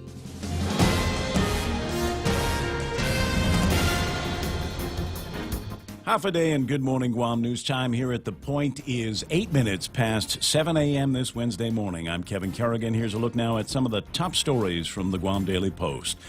A Guam Crime Stoppers tip helped lead police to a major spice bust, netting 3 arrests and the seizure of a large amount of the synthetic cannabis, as well as some guns. Guam Police Department spokesman Sergeant Paul Tabao says officers with the Mandanya Drug Task Force and the SWAT team raided one of the units at the Hemlani Apartments after receiving information that spice was being sold there. Police seized more than 450 grams of spice, cash, and 4 handguns. They arrested 62-year-old Bantasar Kosi and 60-year-old Marquita Simeon. They're being held on illegal possession and delivery allegations, as well as possession of unregistered firearms. A home in Jigo also raided, where 52-year-old Dolores Otsoi was taken into custody on allegations of illegal possession and delivery charges as well. Officers found several empty bags of spice and cigarette wrappings at that location during that raid. Family and friends are mourning the death of 22-year-old Jacob Jarek Salas Ungakta, who died Monday night after his BMW slammed into a concrete utility pole in Asin. Police say the vehicle was traveling at close to 100 miles an hour when the accident occurred. His sister, Jonica Ungata, told the Guam Daily Post that Jacob took pride in his BMW and loved to hunt for coconut crabs. She said he worked at Wendy's in Barragata and loved his family. He was the father of a 3-year-old son. Ungakta's death is the 6th traffic-related fatality of the year on island. We'll have more news after this. With the largest inventory of rental equipment on Guam, East West Rental Center is sure to have the tool you need to get your job finished quickly. From equipment rental, party rental, parts and service to used equipment, East West Rental Center has what you need. Call East West Rental Center at 646-1463 or visit them online and browse through their online rental catalog at eastwestrental.com. They're located in Upper Tumon, right across St. John's School. East West Rental Center, providing the island of Guam with quality equipment rentals since 1972. This time, let's hear it from the first KFC female colonel. Smoky Mountain Barbecue, fried chicken so crispy and sweet. That crispy fried chicken. All right, stop, I can't do this. I thought if I dressed up like a country music legend, it would help KFC sell my delicious new Smoky Mountain Barbecue. KFC, it's finger-licking good. 10 minutes past 7 a.m. here at The Point. Governor Eddie Calvo says he welcomes the arrival of a CMS survey team this week, and he hopes they learn how federal funding inequities have had such a negative impact on Guam Memorial Hospital. The 7-member survey team arrived at GMH Monday. GMH Administrator Peter John Camacho telling the Guam Daily Post that they're conducting a recertification survey, and they're expected to be here at least through Friday. The governor pointed out yesterday how many of the patients at GMH are immigrants that aren't able to pay and aren't eligible for Medicaid and Medicare. He said they are being fully funded by the taxpayers of Guam. Calvo said it's an opportune time for CMS to learn about those issues, and if they take any action, he hopes, it'll be positive and not pointing out the problems at GMH, because, the governor said, as far as he's concerned, the federal government has caused a lot of those problems. Governor, meanwhile, is in Saipan today for the start of the 23rd Annual Micronesia Islands Forum. The forum brings together Micronesian leaders to talk about regional issues. In attendance are the presidents of the Federated States of Micronesia, Palau, and the Republic of the Marshall Islands, along with the governors of each of the FSM's federated states. Governor of Guam, of course, and the CNMI, whose Governor Ralph Torres is hosting the event this year. This year's forum will feature presentations from several U.S. federal agencies, including Assistant Secretary of the U.S. Department of Interior Doug Domenech and Office of Insular Affairs Director Nick Pula, who flew up to Saipan from Guam yesterday after meeting with Governor Calvo. The 3-day forum is taking place at the Fiesta Resort in Saipan. For these stories and more, log on to postguam.com or pick up a copy of today's Guam Daily Post. Weather now with Ray. All right, and when they're done in the conference center over at the Fiesta, they're all going to go into the little kiddie pool that they've got there on the side. Fun stuff. Before I get to the weather, just FYI, traffic building on Route 3, making your way towards the intersection of 1 and 3, was fairly heavy a few minutes ago, but it looks like a big line of the cars have gone off of that road and then onto Marine Corps Drive. Expect some traffic delays getting onto Route 3 from Marine Corps Drive. Here's the deal. It's raining. Mostly cloudy skies, scattered showers, and isolated thunderstorms through mid-morning, becoming partly sunny this afternoon with isolated showers and thunderstorms. East winds up to about 20 miles an hour. It'll decrease a little bit overnight. Daytime highs are going to be about 88 degrees, and overnight lows are going to be about 78 degrees. And to take another quick look at the forecast picture here, I got Mike Knight. So we've got isolated showers, possibly some thunderstorms this afternoon. What's the prognosis for tomorrow, which is Thursday, and into the weekend? There's two big, at least 3 5Ks, I think, that are going on this weekend. So yeah, the weekend actually shaping up to not be too bad, but we've got to dodge another bullet that's going to start moving in tomorrow evening.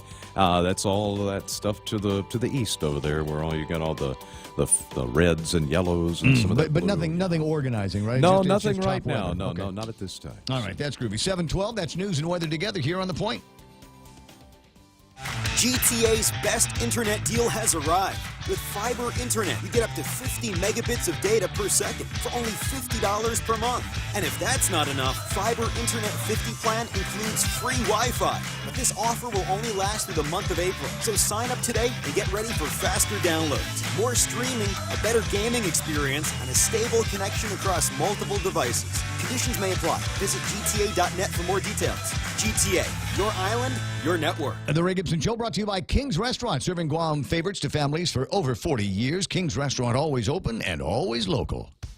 Family Finance has been serving the people of Guam since 1959, and they'll continue to be there for you in the years to come. Whether you're looking to get a personal loan for that summer vacation or paying off those long overdue bills, Family Finance has got you covered. Apply for a personal loan from $1,000 up to $3,500 by calling Family Finance in Hagåtña at 475-4545, Upper Tuon 647-5626, or in Dededo 633-4473. Family Finance has been serving the people of Guam since 1959.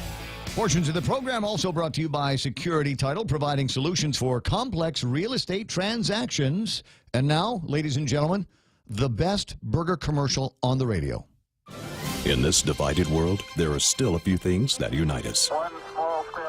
The thrill of an exciting championship game. Fires to the end zone. Touchdown!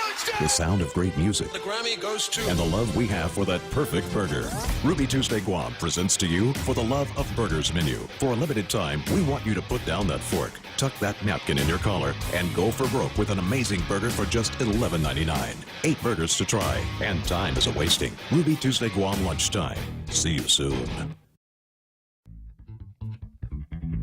The Ray Gibson Show. News to fill your mind. Talk to get it out. Turn it up. Now tell a friend.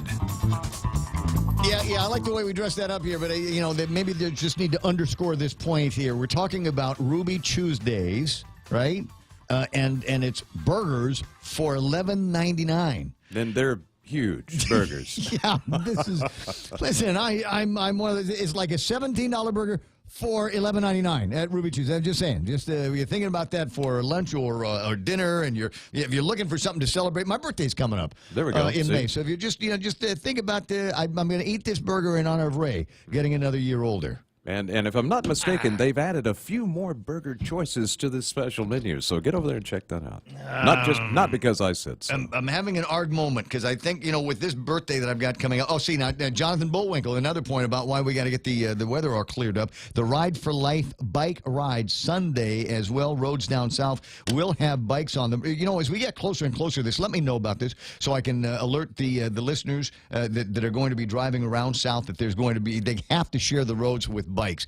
And I have been part of this as a rider. I've also been a part of this as somebody that's doing escorts, watching people for safety. And I tell you what, there's some people down there don't care. Yeah, that and you're those on are a bike. narrow roads to begin with. Yeah, and will honk their horn and yell at you and no shame. No shame. They're visitors and you're part of the neighborhood. So make sure that you treat them well and give them the space that they need to enjoy the southern roads just as much as you do. 7:16 in the morning. Let's take a look at what happened in the market. As the lady in Fox said, the market's closed down. What's that? Why did the markets close? See, now the techs went down yesterday. Today it was concern over interest rates, but I figured that, because the tech guys kind of came back in after-hours trading, so I thought maybe that would buoy the market because technically there might not be anything really wrong with them, but at any rate, market disagreed with me today. The Dow Jones Industrial Average at 24,024 closed off 424 points. Saying 24 a lot here. NASDAQ, 7,007. They're off by 121 points. And the S&P 500 closed down by 35 points to close at 2,634. The Nikkei at 278. They're up by 190 points. Oh, that's where it went. Went to Hang Seng, too. They're up. The Shanghai Index is up. And in terms of the commodities that I like to look at, oil, West Texas crude trading at $67.69. That's off by about $1.38. That's good for West Texas. That's good for folks in the States. For us, Tapas is at $74.53. We're up by 9 cents from the last time I looked at the figures. It's not running up. That's the good news, because normally that's what happens with oil. Oil runs up and then crawls down. Right. But in this case, it's taking some little bites in the last couple of days up. Like I said, it's only 9 cents today. I was able to put gasoline in the car yesterday, and so I'm a very happy guy. And if you're in the gas company business, since I put gas in my car, you may go ahead and raise the prices. Nice. No, that goes over like a dodo in church. Sorry about that.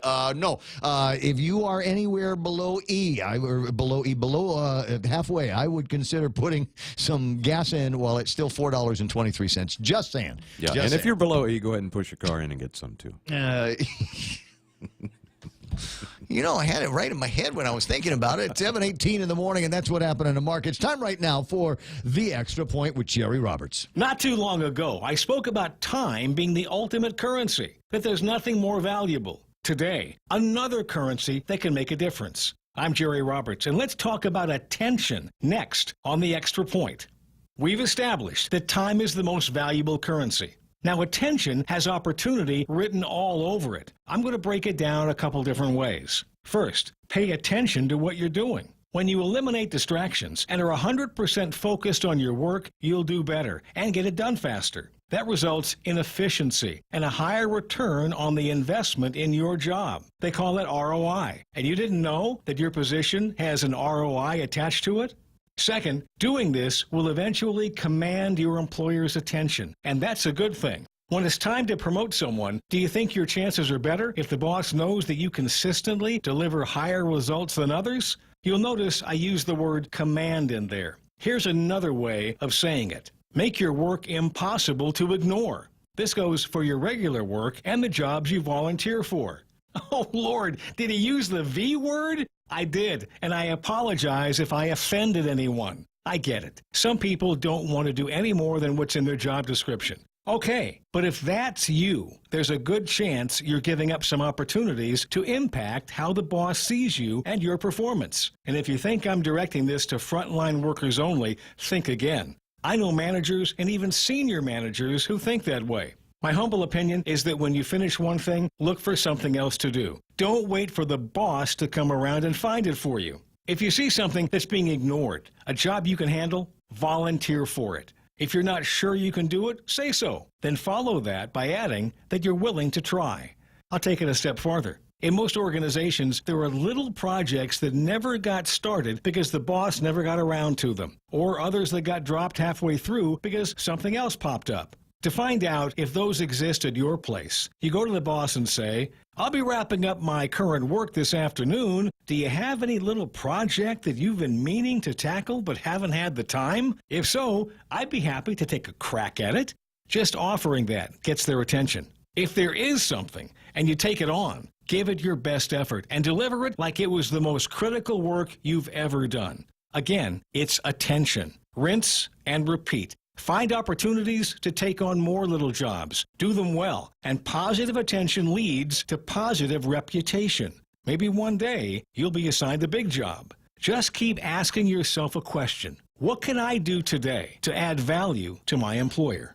That's the extra point. Get out there and make something good happen today. For 93.3, I'm Jerry Roberts. I appreciate that, and I'm not the only one that appreciates that. I understand that somebody sat next to Regine Bisco-Lee and introduced himself as the guy on the radio, and she says, oh, you're the guy with the extra point on the Ray Gibson show on The Point. I listen to that every day. Well, that's good. That's how she gets ahead in the deal. You know who else is listening all the time? There's Amanda Shelton, soon-to-be Senator Shelton. Imagine that, just like Sonny back in the old days. I see Carla Gutierrez, who's there along with Uncle Carl and Auntie Jerry, the family that listens together, stays together. Mark Colby's on, Jeff Pleadwell's on, and we got Andre Bainham. Jeff Jones is listening this morning, Hoffelite, Bernadette Espaldon, and Vicky Ganashis. And who's on the line here that I was talking about, I saw Roger on the thing yesterday, and I got myself adjusted, and I feel like a well-adjusted human being again. But I'd also mentioned that there was somebody else that was watching that was in the haircut business, and I said, watch the show and let's see if we can do something with my hair. Remember that? Yeah, haven't gotten haven't gotten her to do the adjustment just yet. We'll see what happens. Tommy Aguero said, yeah, too bad it doesn't help with your hair. Yeah, funny guy. 7:22 in the morning. Tell you what, quick break. We'll take a look at the traffic, and we got some headlines and more on the way. Circle K has just made it easier to select products that are better for you and your healthier lifestyle. When looking for items that are low carb, low sodium, low calories, low sugar, high in antioxidants, or high in protein, just look for the easy to spot better for you labels so you can find these items at a glance. Come by and see for yourself. It has never been more convenient to fill up on anything and everything that are better for you. Circle K. Take it easy. Hey, take it easy on the roadways. Route 3 is starting to heavy up in places. I got traffic building near the intersection, but even before you get there, coming out of that part of the island, this is going to be busy. And just a reminder, at 9 o'clock, they've got construction that they're going to be doing on that section of roadway. So just if you can, avoid it altogether. Go all the way around Estumbo and come out Waisangsong if you have to. Anything good happening over at Fatima? Yeah, it's all clear through there. Northbound, a little bit heavy. And then coming out of Dededo, north and southbound, you'll see traffic building through there. Also traffic beginning to build at the entryway to the North Gate, Anderson Air Force Base. Sorry, front gate of Anderson Air Force. You know why? Because I was talking with a buddy yesterday about North Gate, and I was so disappointed when they closed the J&G there, which is the other part of the conversation, is we're like the old guys, and we still call Payless J&G, and we still refer to that part of the island as Northgate. Anyway, traffic, most of the rest of the island seems to be going all right. Don't see anything heavy for you at 8, 10, and 16. Don't see anything heavy for you at 4 and 10. I anticipate later on it might be a little bit busy at the intersection around the University of Guam and around the University of Guam Fieldhouse. PME is not performing today. Katy Perry is not performing. Bruno Mars not performing at the Fieldhouse. Today at the Fieldhouse at 9 o'clock, there is going to be, and I think this is the last opportunity to get an application in to go and work. We talked about these guys last week. The Cloverdale Job Fair is going to be taking place. Now, these guys have been punching through. They're in the business of making sausages and bacon. And if they were to do it here, say, would you like a job here at Cloverdale, Gib? And I say, how much bacon could I eat every day? You don't need to pay me. I just want to be on the line. I just want to be I want to be the guy that checks for quality control on the Applewood smoked bacon line. The sampler. Yeah. Got to be. Well, I never was able to find out. Did we ever get a hold of Mike Benito to find out if they sell Cloverdale at where they sell it at? No, I haven't been able to pin that particular inquiry down yet. Okay, because I remember saying that we should find out if Cloverdale is sold on Guam, and when I said we should find out, I meant you should find out. Okay, all right. So, Cuz, if you're listening, are you one of the guys that sells Cloverdale, or is that is it one of the other guys, the Fiesta places, or Cost You Less, or whatever? Just kind of curious, because it's possible that residents or former residents of Guam might be in the business of working for them, depending on how well they do with the job application. Again, UOG Fieldhouse between 9 and 2. That's the Cloverdale Job Fair, which I believe will conclude today. 7:26 in the morning, and be right back. Did you know over 80% of all vision impairments can be prevented or cured? Naval Academy and Johns Hopkins University graduate Dr. Peter Lombard has performed thousands of sight-saving procedures in Guam since 2010. He specializes in cataract surgery and can treat your diabetic eye disease, glaucoma, and much more. From simple vision exams to complex surgery, Lombard Health proudly accepts all insurance. Call today to book an appointment at 989-4747. Guam's best eye care, one patient at a time.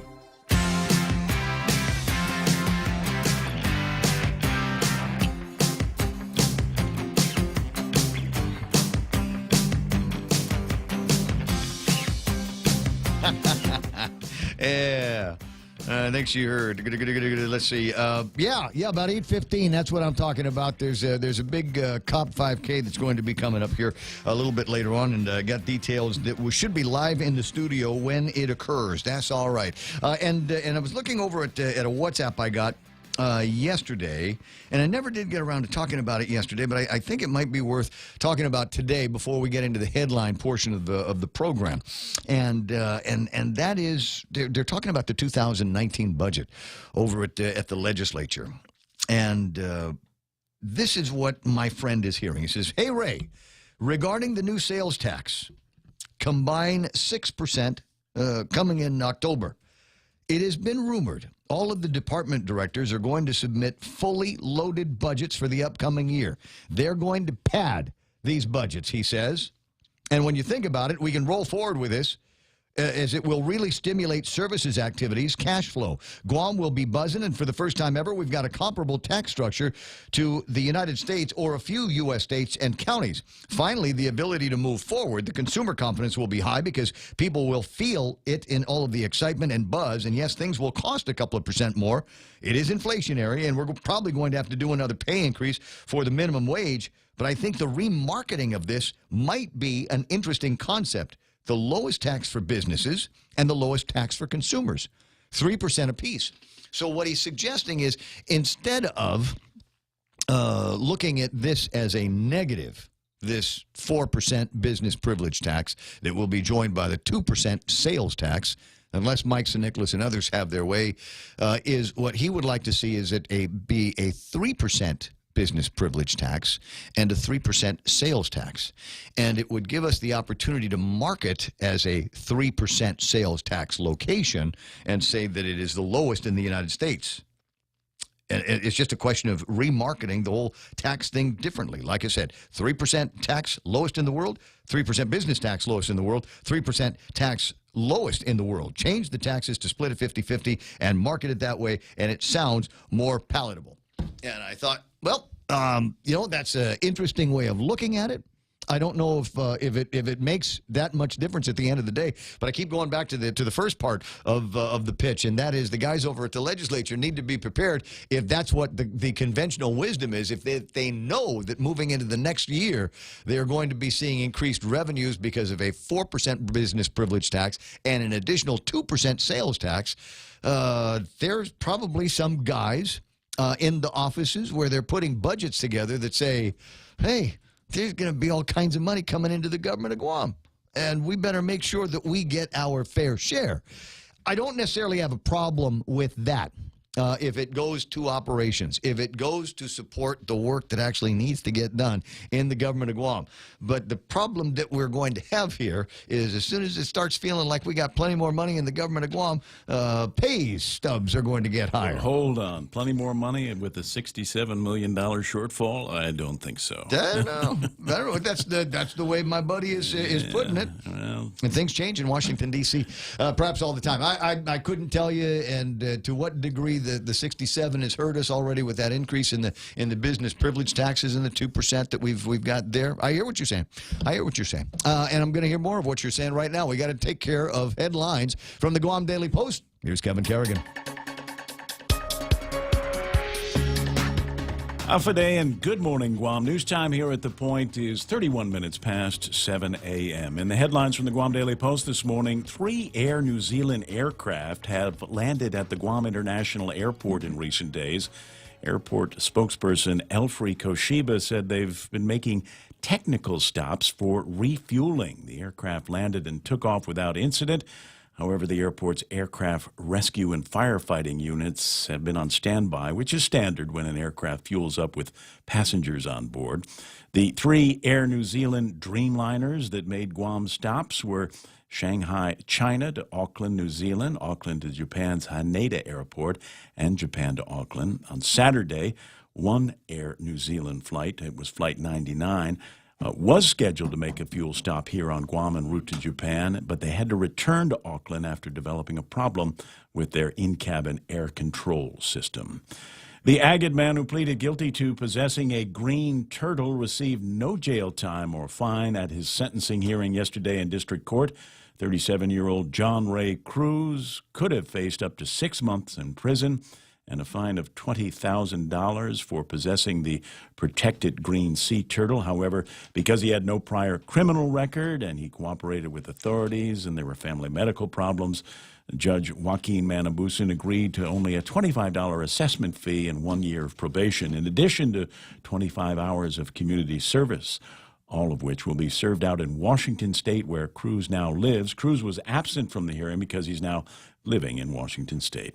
Guam Waterworks Authority will begin promoting its proposed water resource master plan to its customers and the public. The plan includes rate increases for the next 20 years in order to raise $1.2 billion to fund projects to upgrade the island's water and wastewater infrastructure. GWA General Manager Miguel Bordallo says the agency wants the public's input, and they'll be reaching out to the community in the coming weeks to get that feedback. Copies of the plan are available at the Agate, Tamuning, and Jigo mayor's offices, as well as the GWA office in Manila. For these stories and more, log on to postguam.com or pick up a copy of today's Guam Daily Post. I like that story about the guy with the turtle. It didn't sound. The thing was injured. He brought it home and he was going to release it in the next high tide, right? That's the story. Yeah. Hey, listen, if Fred Black bought it, then it must have been the truth, because the guy. Well, he had Howard Trapp for defense Howard. attorney. I'm sorry, Howard Trapp. Oh, Howard's there good. You go. Yeah, Howard, fine print Trapp. There we go. But if he looked at that, it looked like it's not like he was going to eat the thing. At least it didn't look like that. Portion of the program. Speaking of eating, I got to tell you about this in a second. iConnect time first in the studios.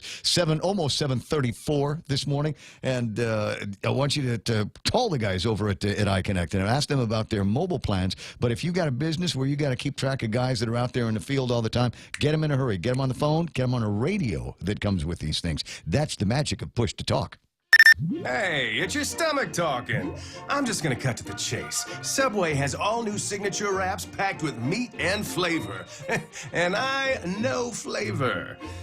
Okay, maybe not as much as the mouth, that's kind of his job, but we talked, and he's a big fan of the Chipotle Southwest Steak and Cheese signature wrap. And it's super filling, so you don't have to hear from me for a few hours. Unless they play this radio spot again. Subway, make it what you want. Portions of the program brought to you by First Hawaiian Bank. It all starts with yes. At Micronesia Renewable Energy, values matter. So all of their solar energy systems come with guarantees and the most value. No shortcuts, all quality. It's giving you that solar energy system at the best price. It's using highly efficient solar panels with typhoon-proven racking, built by highly skilled local technicians, so your system performs and saves you money. It's total peace of mind all the time. Not all solar companies are created equal. For experienced quality solar, it's MRE. Call 632-2613. MRE, the smarter choice. Mr. Antalan from First Hawaiian Bank, can I ask you a question? I'm just going to ask it online or on the radio, and you can have somebody get back to me a little bit later on. I have friends that have these First Hawaiian Bank credit cards, and it has their pictures on it. I don't have one of that. It doesn't have my picture on it. How do I get the credit card? Do you have one of those with your picture on it? You have a credit card with your picture on it? No, I do not. Kev, what about you? No. So how do we get all of that? So we find out how we get the First Hawaiian Bank credit cards with our pictures on it, and you have to say yes because that's what the commercial says. 7:35. It's time for fish fans to celebrate the return of Wendy's cod fillet sandwich. Wendy's uses wild-caught North Pacific cod, breaded with panko crumbs to a light crisp. Then they drizzle in a new creamy dill tartar sauce on it, and then they crown it with a pickle. OMG, that's good. Wendy's cod fillet, now that's better. Summer's right around the corner, but first shift into spring with Triple J. With 0 down, 1.9% financing, and easy trade-in, now is the time to buy. Get into our big boy truck, the Ford F-150, starting at $217 per paycheck. Car and drivers 10 best, Mazda CX-9 at $242 per paycheck. The Mazda 3 sedan at only $137 per paycheck. Or the North American Car of the Year, the 2018 Honda Accord at only $216 per paycheck. Visit us online at triplejguam.com and get pre-approved instantly. Some conditions apply. See dealer for details. Triple J Auto Group, customers first. 7:35. If you're not out in traffic already, telling you need to shake a leg out there because it's starting to build up heavy. Route 3 is building up. It is slowing down from about halfway between Estumbo and the intersection between 1 and 3. Fairly clear once you get past that. Southbound traffic between Chigo and all the way into Dededo is beginning to build up. It'll snag a little bit over at the intersection of 1 and 3 and then slow down between there and St. John's. Intersection 8, 10, and 16, clear right now, but if you're headed towards it from central parts of Mingilau, you might see a little bit of traffic building as you get closer to that intersection. Moving into town doesn't look like there's anything going to slow you down. Might be a little heavier traffic on Route 7. That's the one that leads you from behind Poke Fry back around to the swimming pool and in front of the Agana Shopping Center, and just a little bit of build-up in front of Adelup right now. 7:36, that's right now traffic here on The Point. So you want to buy a house, but you don't know how much you could borrow. So what do? Well, you come to Bank Pacific and get pre-qualified. Sit down with one of our home loan specialists and let us see how much we can lend you so you know how much you can spend on your new home. Bank Pacific, where we're open to closing your loan in a hurry. Bank Pacific, where others put branches, we place roots. Equal housing lender, conditions apply. Come pre-qualified today.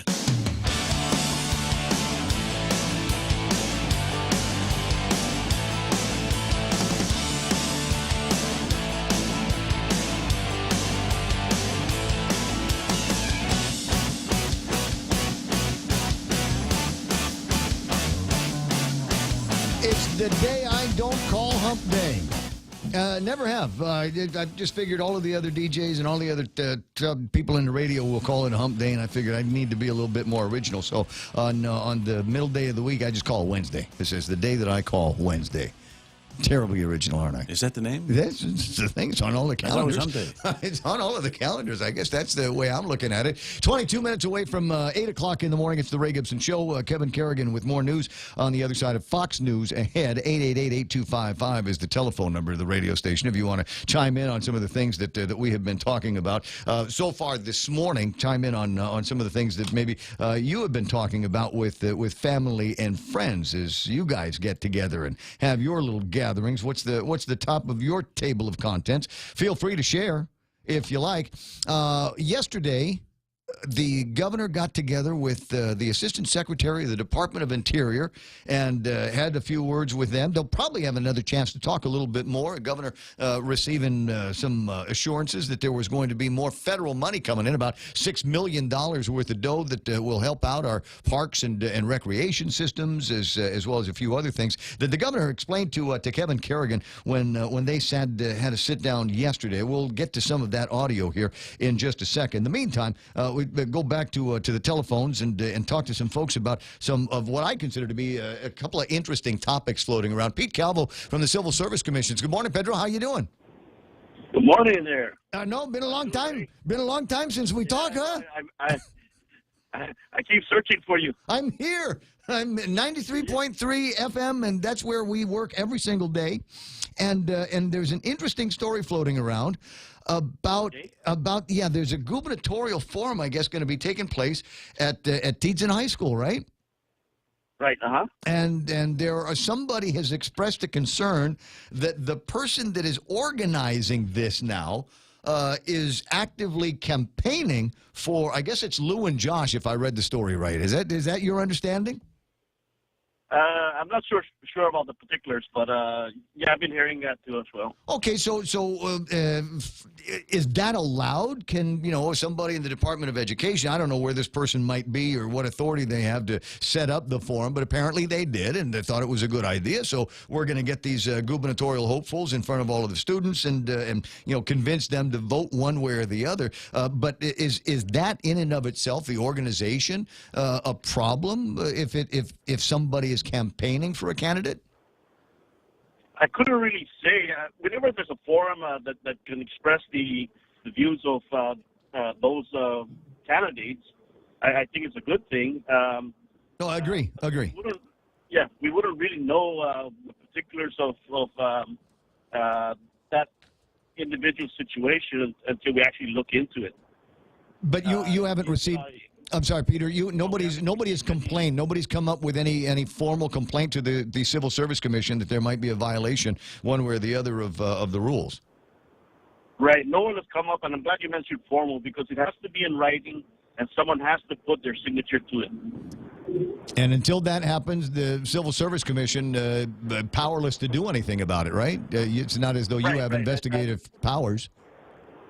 Yeah, and indeed, the individual may be working for DOE, but it doesn't necessarily prohibit her from doing other things outside of her work hours. Well, let's talk a little bit about campaigning because it's going to be an election year, and obviously we got 4 Democratic teams and a Republican incumbent that's going to be running, and obviously with an incumbent there are a number of people that are already working in the government that like what Eddie and Ray are doing and think that Ray and Tony might be capable of doing a good job for them in the future, and they might be excited, kind of magodai about continuing the procedure with Ray. What are they allowed to do? I mean, if I was a Government of Guam employee and I had a Bota T-shirt, could I wear it to work today? No. You cannot campaign during work hours. But it's just a shirt. I'm just wearing a shirt. It's pretty colors. Right. Yes, it's on your private body. However, it's considering campaign when you actually take. It would have to depend on the situation. I think that if the individual is working, it would be unwise to do that. Right. but not necessarily against the law. Well, there's a little bit of gray area, and then two, it's actually challenged. Right.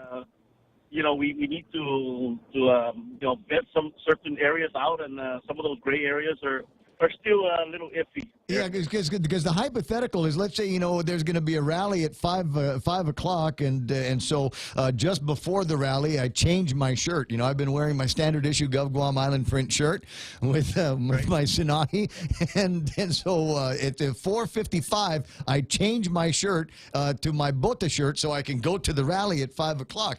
Have I violated any rules of engagement? And has anybody ever challenged that? Has anybody ever complained about that you're aware of? No, not that I'm aware of. However, I hope the individual signed leave and is ready to leave work. Mm-hmm. But they should keep their scenario on because I think that really accents the. Nothing wrong with that. But have you, while you've been at the Civil Service Commission, Pedro, have you ever seen anybody challenge any of those things? Any potential gray area violations? Has anybody ever come through with any kind of formal complaint that the commission had to sit down and review? Well, there's been a couple of complaints, but we found that the complaint after during their investigation was actually a non-complaint after we found the facts out. Yes, the individual was working at the time, but had resigned just prior to that incident. Mm-hmm. So on the way out anyway. Yeah. So I mean, it wasn't an individual actually on the job at the time. All right. Now, I'm not sure if you're the right guy to do it. It's just that I know I'm not the right guy. Caller wanted to see if I could get an explanation of the Mini Hatch Act on the air. Yeah, the Mini Hatch Act. I have a sense of it, but I'm in the private sector. It's not something I need to think about all the time. Every once in a while, you might hear somebody that sent something out under the wrong email address, and it looks or appears like a violation of the Hatch Act, or handed out invitations, with the paycheck to a fundraiser at Franny's or something like that, and that turns out to be a violation. So for our listeners, what is your understanding of the violation of the Mini Hatch Act? Well, indeed, the any passing of political paraphernalia, whether tickets or whatever, during work hours or within work related documents is a no-no, mm-hmm. and should not be encouraged or condoned. And so. It just depends. Did the individual, take the other person's paycheck and say, "Hey, I'm going to give it to you outside when we meet at the bar," yeah, and then pass a ticket with it? That's an individual's choice. It's outside of work at the time, But it would just have to come down to if an individual is willing to complain about it, we will investigate it. So you would be the guys that investigate the Hatch Act violations? Well, I have very competent staffers that have been doing this for quite some time, and they'll conduct the investigation and present the facts and the best recommendation to the commission for decision. Okay, and how has the commission ruled on these in the past? Based on your recollection. I mean, has anybody ever gotten thrown in a clink or made so that they couldn't run for election or had to pay a fine or something like that? Oh no! Like I mentioned, the individual at the time of the incident had already resigned. Oh, that was the case. That was the sole case. Yeah, that was the most recent. That was the most recent case. Okay. All right. Well, I'll look it up and see if I can get some splains on this for the listeners, because there might be some of that kind of thing going on where there is tacit, obvious campaigning that is taking place on government government property, and during working hours, and in which case somebody needs to complain about that, make a formal complaint with the Civil Service Commission, and note the violation of a Hatch Act. Now, and it doesn't have to be the candidate. It doesn't have to be Ray Tenorio walking around the Department of Administration trying to sell tickets to a fundy, right? I mean, it doesn't have to be the candidate. Somebody else can get pinched for that, acting in his capacity, right? Or campaigning for him. Indeed, but preferably it should be someone who actually witnessed it, to get a first-hand account of the incident. Mm-hmm. So, it doesn't have to be the candidate if the candidate's, having a problem with that type of situation going on. But, it should really be someone that witnessed it. Okay. Hey, are you working on anything interesting over at the commission? And wait, let me ask this question, because this is one of the other things that always baffles me, because it seems to take so long to get things out of the Civil Service Commission. The things that I look at and go, okay, that's cut and dry, and it's 6 months later before the commission works on a particular ruling. If somebody were to make a Hatch Act violation formal complaint today, how long would it take for the commission to ingest that complaint and then work it into their schedule? Because I know you guys are busy. It's not like you're meeting every day, right? Well, indeed, when I came on board, we were 3 years behind in our schedule, 3 years out. However, we brought that down to just under a year, so that's pretty good. And we've been meeting our timelines, and so it will be based on the timeline, and we're very good about meeting timelines right now. Okay, so it's not as bad as it was before, because I do recall in earlier times that that was a big concern. It just seemed to take a long time to get from one side to the other. All right, very interesting stuff. Listen, I appreciate your time. I know how busy you have been recently, and so I hope that you don't see any of these formal challenges. But whoever it is that was snitching on the Lou and Josh supporter being involved in this, because that's what it is, right? It's somebody. It's somebody.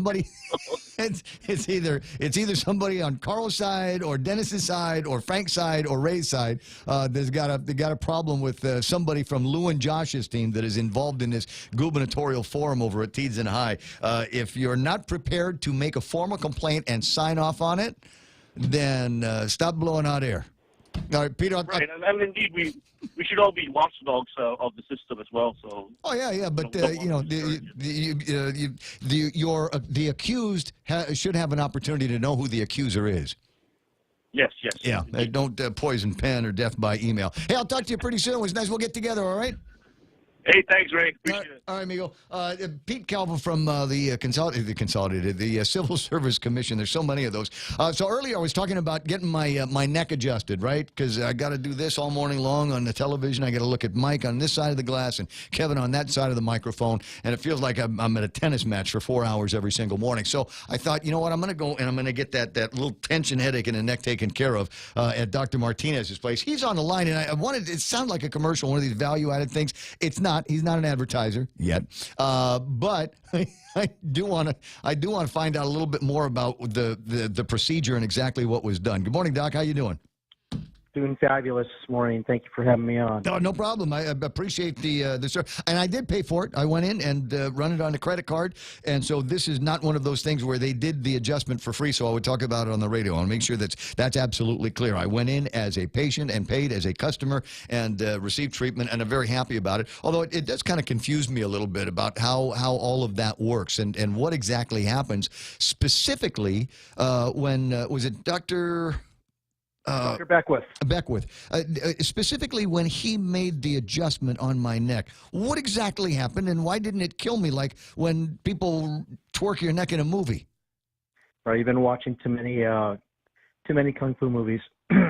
Yeah, that's possible. Yes, Five Fingers of Death. I was there at the Hoffaday Theater when it first came out. Yes. Well, the one thing that's misunderstood is when you first come into an adjustment, most people are very apprehensive because they probably watched too many YouTube videos and probably have someone's grandmother or uncle telling them give them misinformation about the adjustment. So let me set the record straight. Sure. When you came in to get it adjusted by Dr. Beckwith in our Agania office, what he did is when he set you down, you were on your back. Is that correct? Yes. When you adjust your neck. So, and typically when you get adjusted, if you're having low back pain, you're going to get adjusted in your low back and your lumbars. If you get mid back pain around the ribs, you're going to get your thoracics adjusted. But if you have a headache or if you have neck pain, which you came in, I can't speak to what happened because I wasn't your treating doctor. But what happens is when we come in a very specific chiropractic adjustment, we always examine the area that is either under tension or which the tension is created by the muscles themselves. And if the nerve is irritated, it will cause the muscles to contract. So when you get adjusted, simply we do a very specific thrust through that area, and that allows the stress and the pressure in the joint capsule. And that's what you hear when you hear that pop or click when you get adjusted, typically in the neck, because that's closer to where you as an individual where you can hear. And so there's a release of pressure in that joint capsule. And when that happens, that's when afterwards you get this reward from your body through an endorphin release, like not only is it stress. Wait a second, hold on. You're describing exactly what happened. The only and I was telling somebody about it last night. She was asking me, what did it feel like? I said it was like a neckgasm. That's the only way I can describe it. I hope there's no kids in the car right now, but that's exactly what it. And I thought that feels great. And as far as I'm concerned, that was worth the $75. Well, given your testimony, it's simply that's what we do, and the reason why you feel that is because once we release that compression in that joint capsule, it also relieves the pressure that's on the nerve that's affecting the muscles around your neck. Groovy. Okay. You're sitting the majority of the day in front of a desk and you're reading papers or on your computer, so that puts a lot of stress on your body being in that position, and it seems to be more of a modern era issue now with people sitting with their head sitting forward, a lot of stress on the back, a lot of stress on their neck. And so what we do is we're trying to alleviate that. And the thing is, without you retraining those muscles, you'll end up becoming repeat customers. So, I see. So that's the other part of the chiropractic is the education. So yes, you come in, you get adjusted, but the key thing here is to make sure that you're listening to the doctor's advice. Watch your posture, start working on those neck muscles, so that way you become not so much it's repeat business that keeps us in business, but the idea is to educate you and others who are in more severe pain. Like for your example, we were talking about this opioid epidemic and talking about how chiropractors, massage therapists, and acupuncturists have a role and a say-so in helping people who are in chronic pain.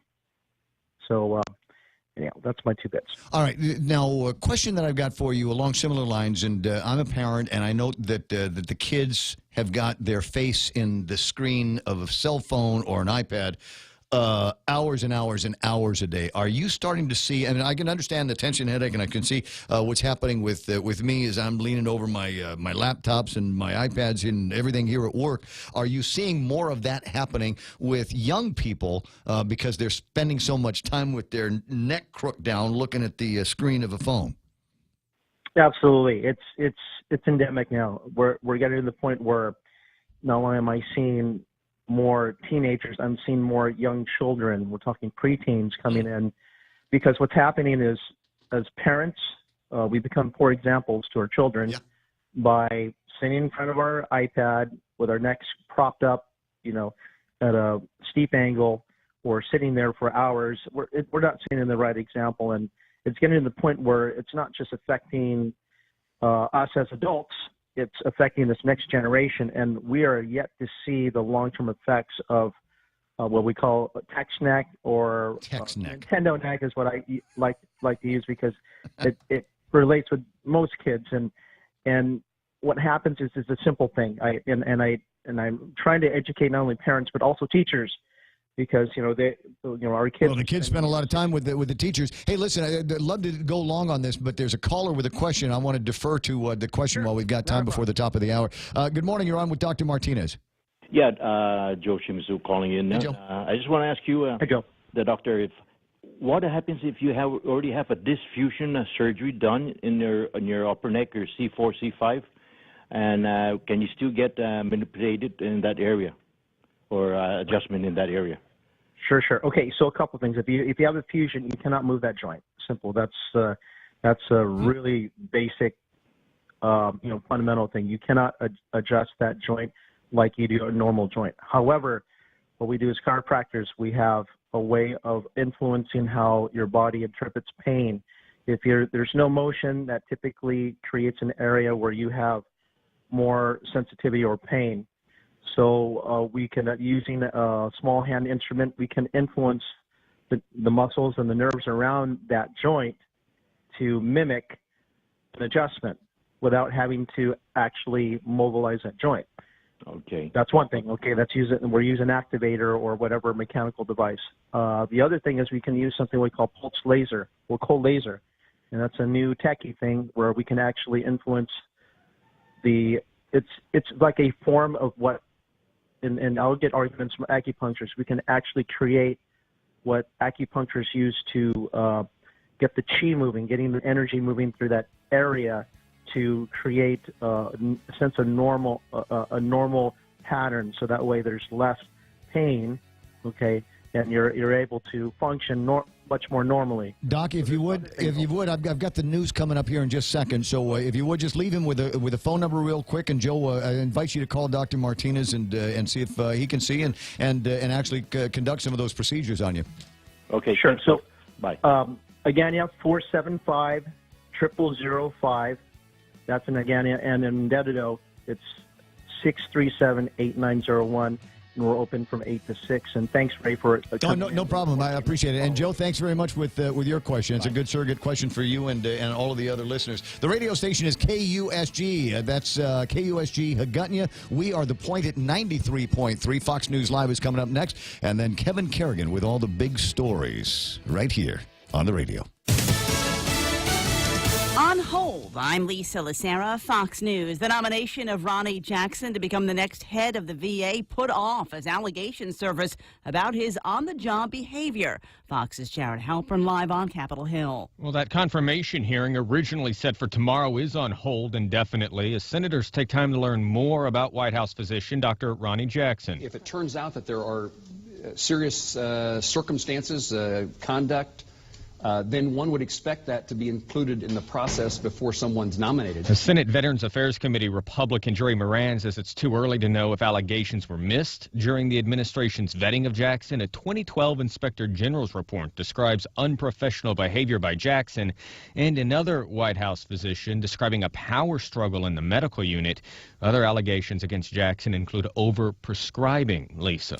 Jared, meanwhile, the Senate expected to vote Thursday on the confirmation of Mike Pompeo as Secretary of State. A stark warning to Iran from President Trump on their nuclear program. They're not going to be restarting anything. They restart it, they're going to have big problems, bigger than they've ever had before. And you can mark it down. They restart their nuclear program, they will have bigger problems than they have ever had before. The president with the comments during a joint news conference with French President Emmanuel Macron. He's calling on France and other EU countries to fix what he calls terrible flaws in the Iran deal by May 12th. Industrial and tech stocks sending the Dow into a tailspin. The Dow off 424. The Nasdaq loses 121. The S&P lost 35. Caterpillar and 3M hurt the Dow. The construction equipment maker beats earnings and sales forecast, but it's all about the future. And the CFO implied that the rest of the year would not match. So that stock's down more than 6%. So Deirdre Bolton with the Fox Business Network. Fox News, fair and balanced.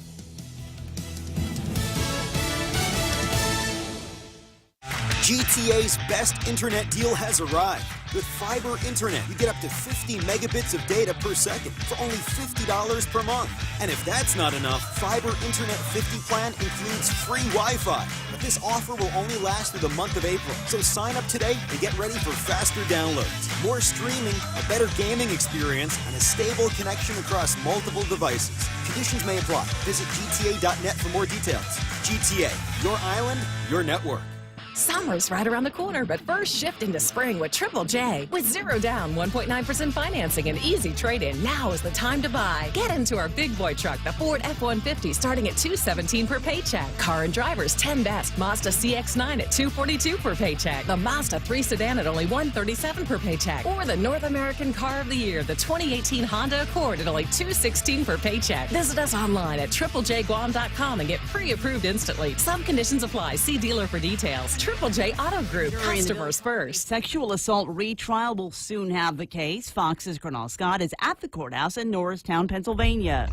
Lisa, the 7-man, 5-woman jury sat for hours, taking in the last words of the prosecution and defense, who went first, citing inconsistencies from Andrea Constand and calling them lies. Constand's attorney, Dolores Troiani, says that brings up a larger commentary on this case. If you're not reading from a script, you're going to have minor inconsistencies, and that's what happened. But I think what I said is the major takeaway from this is how nasty this has been. Prosecutors took the bulk of the afternoon, about 3 hours for their close. That means the jury will be charged tomorrow morning and will get the case shortly after that, Lisa. Thanks, Colonel. Nearly half of Americans who use the internet say they use Facebook at least several times a day. That's according to a new AP poll, which finds 12% of Americans use it almost constantly.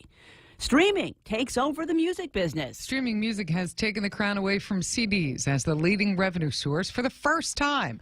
Revenue from music fans paying for services such as Spotify, Apple Music, and Amazon Music surged more than 41% to $6.6 billion last year. For the sale of physical formats, primarily CDs, fell 5.4% to $5.2 billion. This is a tipping point for the music industry. However, CDs have been on the decline for years as the industry suffered through illegal piracy and the emergence of the digital streaming format. I'm in love with the shape of you. Ed Sheeran was the biggest streaming global recording artist in 2017. Michelle Polino, Fox News. 50 years after he was assassinated, an exhibit now on display at the San Francisco Museum of Modern Art of artifacts from the RFK funeral train. Lisa Lacera, Fox News Radio.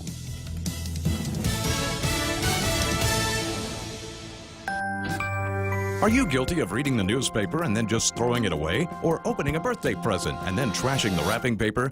These and more can always be repurposed. You can reuse old paper for wrapping fragile items when moving to a new place or when mailing a precious package abroad. Catch more clean and green living tips every day and get inspired to make a cleaner, greener effort in your community. Happy Earth Month from the stations of Choice Broadcasting. Brought to you in part by PokeFry, located in Mighty and open for lunch and dinner. Follow PokeFry Guam on Instagram at PokeFry. We can't buy this house. What? It has 4 bathrooms. Just think of all the bathtub rings, water spots, and stains, plus the cleaning products I'll have to buy. Didn't I tell you? The house comes with a non-electric Connecticut water treatment system. We'll have clean, soft water throughout the house, protect the water-using appliances, keep the tub, showers, and sinks looking like new, and help our skin, hair, and clothes look and feel great, too. The house even includes a Connecticut drinking water system. A Connecticut system in the house? We'll take it. American Water Tech. Smarter water. Better water. Call American Water Tech, 649-2301, or email info@americanwatertech.com. With the largest inventory of rental equipment on Guam, East West Rental Center is sure to have the tool you need to get your job finished quickly. From equipment rental, party rental, parts and service to used equipment, East West Rental Center has what you need. Call East West Rental Center at 646-1463 or visit them online and browse through their online rental catalog at eastwestrental.com. They're located in Upper Tumon, right across St. John's School. East West Rental Center, providing the island of Guam with quality equipment rentals since 1972.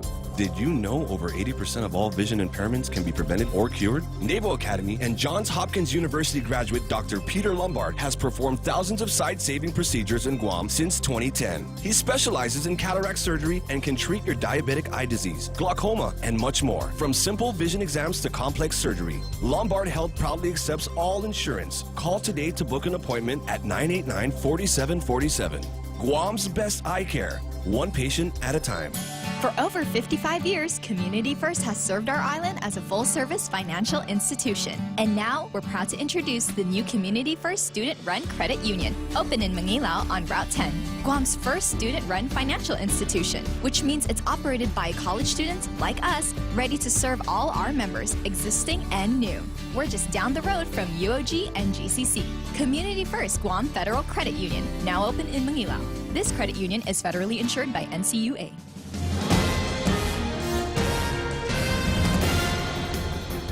Half a day and Good Morning Guam. News time here at The Point is 8 minutes past 8 a.m. this Wednesday morning. I'm Kevin Kerrigan. Here's a look now at some of the top stories from the Guam Daily Post. Governor Eddie Calvo says he welcomes the arrival of a CMS survey team and hopes they learn how federal funding inequities have had such a negative impact on Guam Memorial Hospital.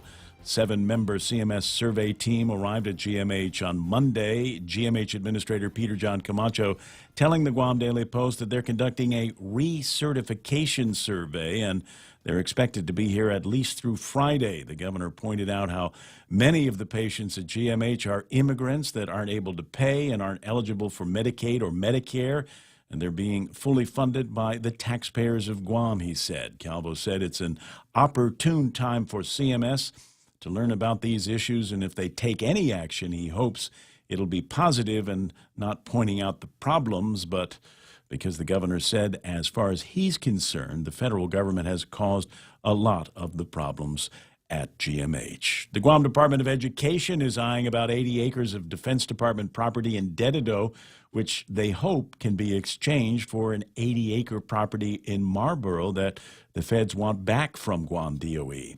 U.S. Department of Education originally conveyed the Marlboro property to Guam DOE back in 1992 for the development of educational facilities, but that never happened.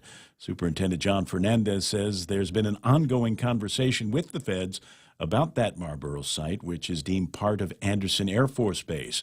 The superintendent said Guam DOE may be able to get another piece of federal property in exchange near the Guam Home Center in Dededo. The exchange could be authorized under Delegate Madeline Bordallo's Guam Land Return Act. Fernandez said Bordallo's staff members are pretty confident that if the Defense Department reacquires the Marlboro property, there could be a land swap. We'll have more news after this. How about when we lend you money for your home, we pay for your appraisal? That's right. When we make you a loan, we'll pay for the actual cost of your standard appraisal up to $1,500. Add that to our super low rates, and you'll see why so many people are coming to Bank Pacific for their home loan. So join them by joining us, Bank Pacific, where we're open to closing your loan in a hurry. Bank Pacific, where others put branches, we place roots. Equal housing lender, credit conditions apply. Don't wait another day and waste another dollar. You can start saving today. At Guahan Insurance Services, we are here to help protect your investment and save you money. We offer insurance advising for business, car, and home insurance. So come and visit us at our new office at Camacho Landmark Center at Marine Corps Drive in Tamuning, and let us show you that you can count on us for all your insurance needs. Call 475-1162.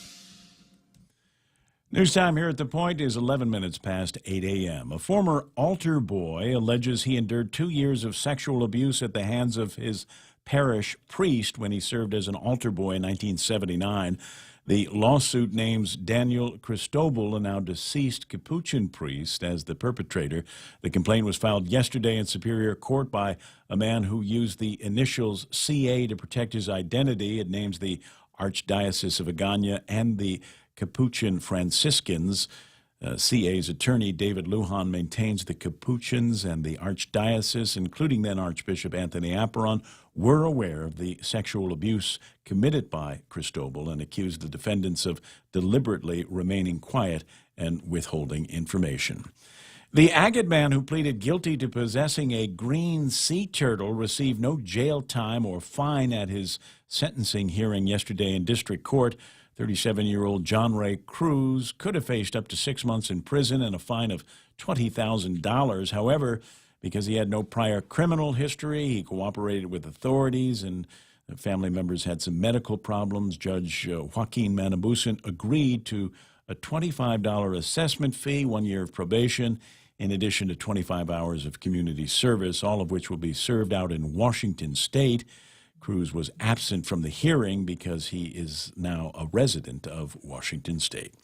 For these stories and more, log on to postguam.com or pick up a copy of today's Guam Daily Post. Here's Ray with some weather. Mostly cloudy skies today, Kevin. Scattered showers and isolated thunderstorms through mid-morning, becoming partly sunny with isolated showers and thunderstorms this afternoon. It's going to be a wet one, kids. Bring your umbrellas. East winds up to about 20 miles an hour, decreasing a bit overnight. Expected highs around 88 degrees and overnight lows of about 78 degrees. Sunset tonight at 6:35. That's news and weather together here on The Point. Every time I travel, there's something from home that I can't leave without. I take my Docomo Pacific Data to Go to share my stories in Taiwan, check subway routes in Tokyo, be my food guide in Hong Kong, meet new friends in the Philippines, make updates in the States, find my way around Korea, and check out all the cool shows in Singapore. It's the data I have in all the places I love for only $10 a day. Data to Go from Docomo Pacific. Better together. For over 40 years, King's has been serving Guam favorites to you and your family, and they'll keep doing it. Always open, always local. King's Restaurant.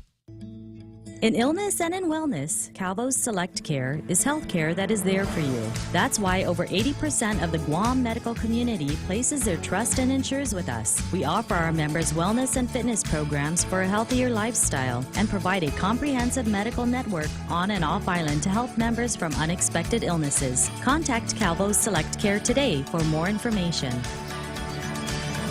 Dun, dun, dun, dun, dun. There's something new for you at Wendy's. Avocado is in at Wendy's. Try the new Southwest Avocado Spicy Chicken Sandwich. Didn't it sound like something that you got to be ordering at a, like fine dining, like in a sit-down restaurant?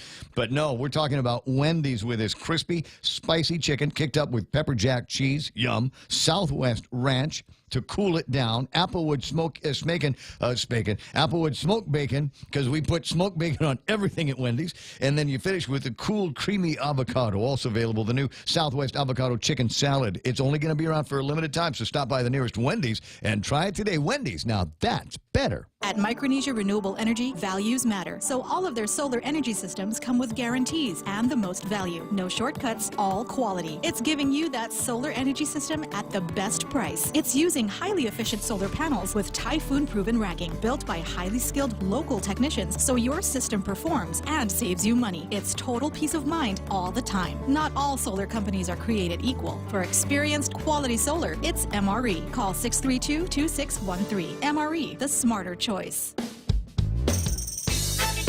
The Ray Gibson Show. Call now. 888-TALK. That's 888-8255.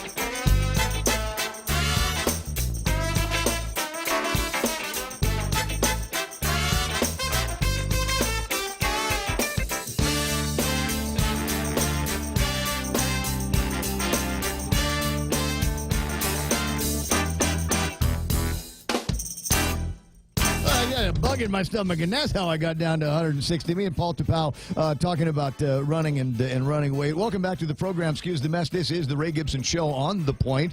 Kevin Kerrigan's got at least one more headline cast for you. We'll jump into not sports with Blake, but Blake will do sports. It's going to be sports with Officer Paul Tapau. I don't know. What did I do to deserve this? How did I walk into this? The reason was I got a note from, I got it from everywhere. I got it from the governor's office, and then I got it from the cop shop, and then I got it from a bunch of people here at the radio station. And I thought, you know what? This is a big and important enough to bring in an actual police officer to talk about what I consider to be a great outreach program, because it involves guys in blue, men and women from the force, interacting with the community in something that's fun and healthy for everybody, and that's the big 5K. Yes, absolutely. In spirit of our Police Week, our 2018 Police Week, we're going to be kicking off our celebration with our 5K, the Run the Thin Blue Line. It's a great opportunity to run with fellows and our gals in the law enforcement side. It's this coming Sunday, right? April 29th, from Chamorro Village, I believe, to Alupeng? So you feel there's wind on the way out, but you'll have the wind at your tail on the way back to that's a Village. beautiful run. That's a good. Now I imagine that there's not a whole lot of people that turned down the police department when you went looking for prizes for the raffles and all of that stuff. So tell me about some of the things you're going to be giving away. So some of the things that they're going to have, of course, is the giveaways that we have. I don't have that online on hand right now, but airplane rides, cell phones, big TVs. Yeah, that's in the works. You don't even have to go to the vendors for that. You don't need, so for the TVs and stuff, you just go to the evidence locker. No, we can't do that.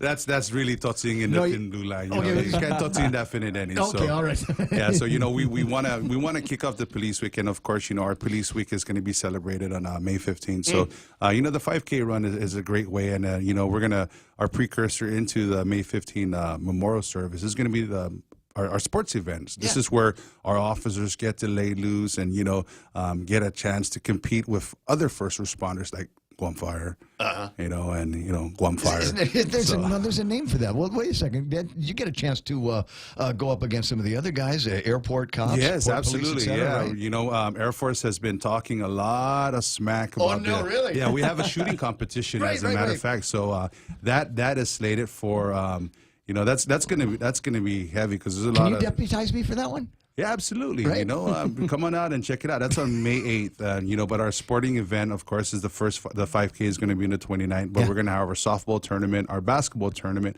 and our volleyball tournament running from the 4th to the 6th. And on the 6th, we also have a paddling event, dragon boat racing and everything. So, like I tell all the firefighters, fire's not so hot in the water. So you guys better prepare. So, that's our side with our brothers and, with our first responders. But check the Facebook and see if Joey's listening here. Yeah, I told Chief Joe, man, because we are also a part of the Heroes Challenge, Right. which is, we commemorate 9/11 and stuff. So it's a great event for everything. But a lot of the jockeying between first responders, particularly law enforcement, and our federal side is a shooting competition. So we're going to have law enforcement side from FBI to DEA, Air Force. What about Navy the marshals Police, over at the court? The marshals, yes, and of course our fine shooters from the Guam Police Department, our SWAT operators, and that's scheduled for the 8th of May. So if you got an opportunity to partake in that, and I think That's why the ranges have all been making noise lately. Everybody's out practicing, right? Yes, and what's great hot. about it is that you have to have a female shooter in your team. So Uh-huh. it's not. It's not considered a handicap. Just It's like co-ed softball. Yeah. Yes, You gotta have a absolutely. female on the team. we have a long range. I think it's a 200-yard, one shot, one kill sort of thing. If Who's you your ping it- Huckleberry, bro? Who's the girl? Who's the girl? Are you allowed to say? Yeah, we've been she's been shooter in the ready, muscle memory on the click, on the dime, and hearing the ping after you pull that trigger, you squeeze the trigger, not pull the trigger. Right, so, right. It's a great event. For some reason, law enforcement officers, they get a big kick out of that. It's big testosterone. and Because you don't everything. get to shoot anybody every day, so it's nice to go out the range and pew pew Yeah, pew. that's our way of letting loose. And of course, we have our proclamation signing, which is on the 11th, and it brings us into our meat and potatoes of Police Week. We have a Fallen Memorial Mass, which is on Saturday, the 12th, and it's going to be. It's still tentative whether we're going to have it at the Basilica or at Toto Immaculate Hearts of Mary. Everybody, let's have it at Toto, because that was Eddie Santos's church from when, and he's the guy I always think about Yes. when, And then, when I of think course, about the fallen. The pastor there is of course Putty Mike, who's also a victim. He's a survivor of domestic violence, and we have Erica's house, named after his family, and it really is. It's It's a touching ceremony. Absolutely, and of course, you want to be deputized is a great opportunity. I want to be deputized so I can go to the range. Yeah, the training day. The training day is an exclusive day where we bring in citizens from the community, executives who come out and partake in what we do as police officers. So you're going to get an opportunity to shoot. You're going to get an opportunity to work with our highway patrol officers. You're going to get an opportunity to drive fast.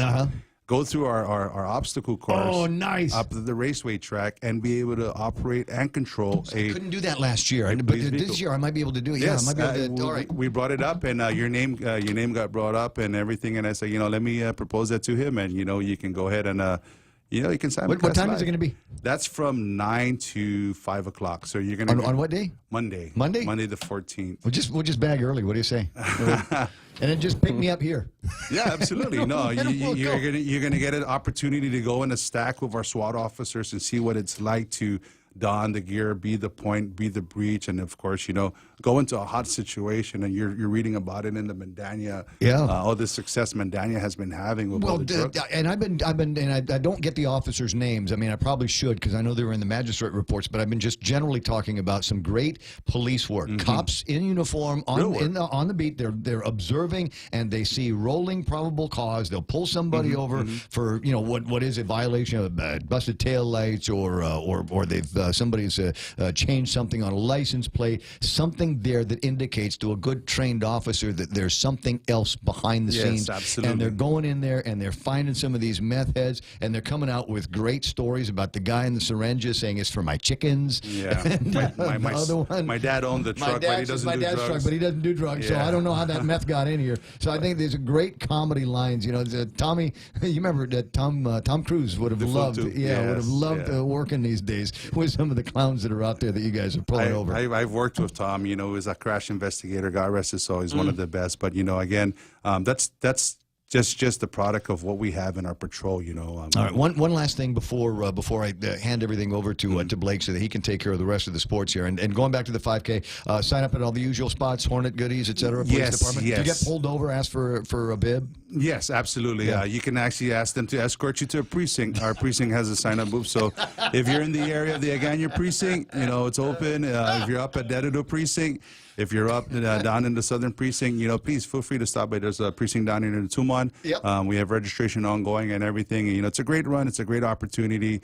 Let loose, hang out with some police officers and some our brothers and sisters in law enforcement. And again, it's this coming Sunday, April 29th from Chamorro Village. Yes, from Chamorro Village to Aluping and back. So And then it's we'll beautiful. And all of the usual stuff here. And when you get back to the shop, find out what the prizes are. So give me an excuse to talk about this again tomorrow. Now, absolutely. One of my favorite things of Police Week was they used to do this back when you guys were in the Pedro's Plaza building, and my buddy Glenn Uggan, Randy Uggan, Randy Sergeant Major, yes. Sergeant Major, Sergeant Randy. Major, yes. And he would rappel down the side of the building, and I think recently, it was a couple of years ago, somebody did a rappelling from the PIC, right? Yes. So are you guys going to be? Because that's what a spectacular that is. Are you guys going to be doing something like that this year? Unfortunately, we don't have the facilities to do the rappelling like what we had at the old Teason headquarters.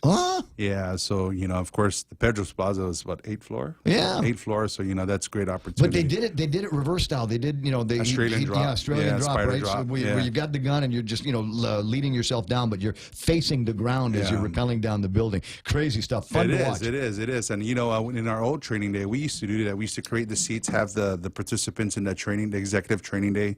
They get in the harness, they get seated, and there's a break in the bottom, and you get a chance to rappel 4 stories, and just to walk on the edge, it's like, oh man, what am I doing? Right. It's like, wait, could you do it, Kevin? Point of no return, Kevin's turning red just talking about it. I got you. Hey, listen, Paulie, I want to thank you very much for coming in. It doesn't matter how much. I know that there's a price involved, but it's for the cops. Where's the money going to be going? The proceeds are going to be helping with our efforts with our fundraising committee for the Police Week and all our events, and of course, proceeds will go to our nonprofit organization that we're partnered with, and that's Chasing Rainbow's End.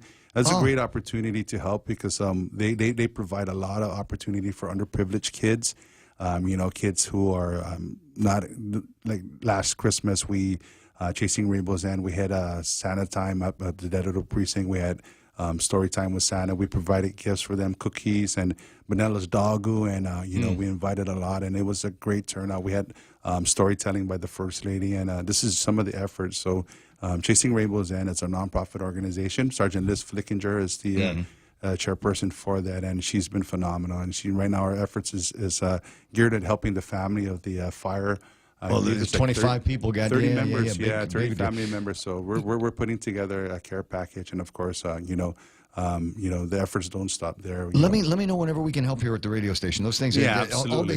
There's crime activity, and unfortunately that's the job. But anytime I get a chance to talk about police officers involved in non-crime events in the community, I'm really, really big on that, and I'm glad it's a priority for you, and I hope it's a big priority for JI as well. Paul, I appreciate you coming by. William, thank you, sir. Take it up. So, there's 2 other radio stations in the building. Go bang on the door and tell Daryl I said that you need to spend some time with him. Okay. And then touch on this with Blake when he's all done in here. Steelers and Dallas I fans. let him in. I know you did. I let him in the building. All right, just a couple of minutes left. We have Blake with sports. Go. Hey, guess what? Your alma mater upended the undefeated. The Titans. Yes, FD took quick care of the Titans. It happened this week in the IIAG High School Boys Volleyball League. 40 minutes of stellar volleyball, and the Friars didn't just beat them, swept them in 2 straight sets, 25-18, 25-19. They take care and hand the Teason Titans their first loss. So now they are 9-1. I got you. Yeah, still on top, though. Still on top. And a little feather in the cap for FD. So hopefully these 2 teams heading into a good mindset into the playoffs. Is it already that time, huh? Coming up, yeah. I think we got maybe like another week, maybe the end of April, right? So about another week and a half or so, I think. Congratulations to both of them. I mean, the Titans' unbroken record so far, and a significant team. Second place last year. We'll see how everything works out this year. And it looks like they have found their new rival, their new team to beat if they get a chance to see each other again. Anything else going on? Yes. NFL, real quick, just fun. We can talk more about this as the week. Real quick. If this holds up, I don't know. I didn't say. Did I say NFL? That's what I heard. No. Okay. We can talk more about it this week if we want to elaborate on it. But if all goes as planned, Ray, the GML, that is Guam Major League, talking about the sport of baseball, will officially start at 7 p.m.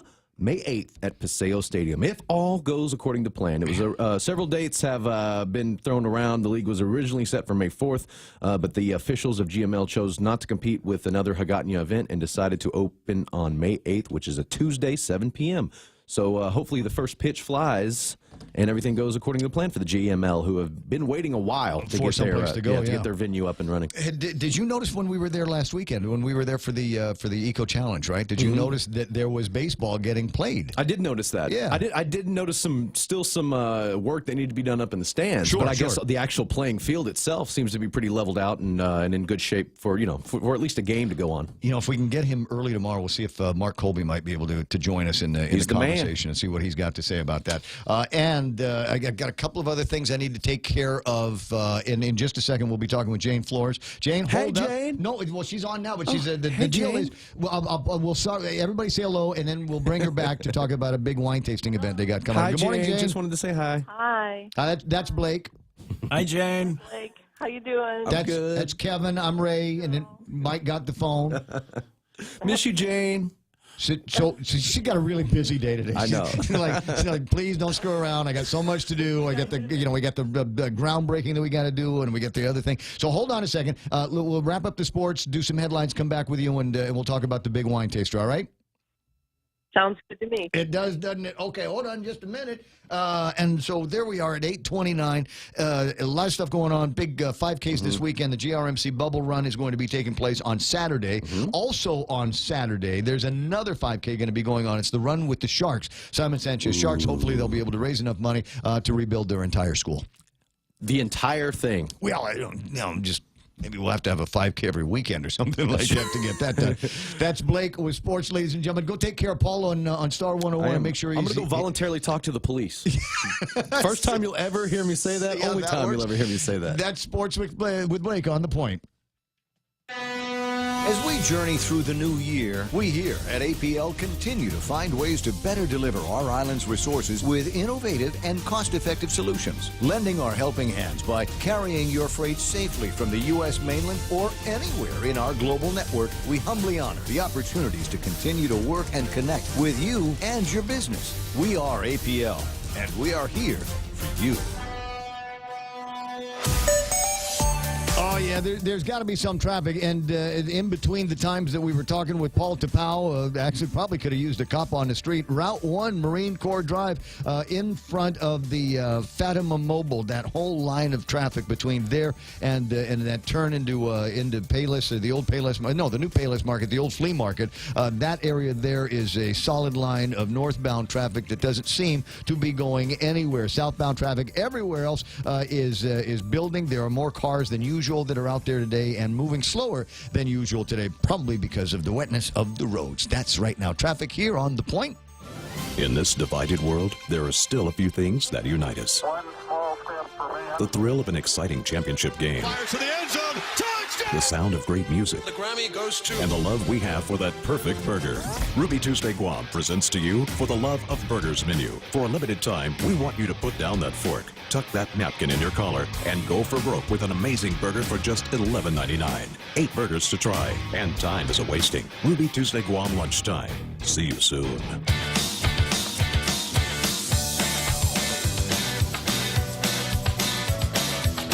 Man, all of a sudden it turns into a busy morning on the Ray Gibson Show. 8:32 a.m. The phone number is 888-8255. We'll be spending some time with Jane Flores and Peter John Camacho from Guam Memorial Hospital. But right now, headlines from the Guam Daily Post. Here's Kevin Kerrigan.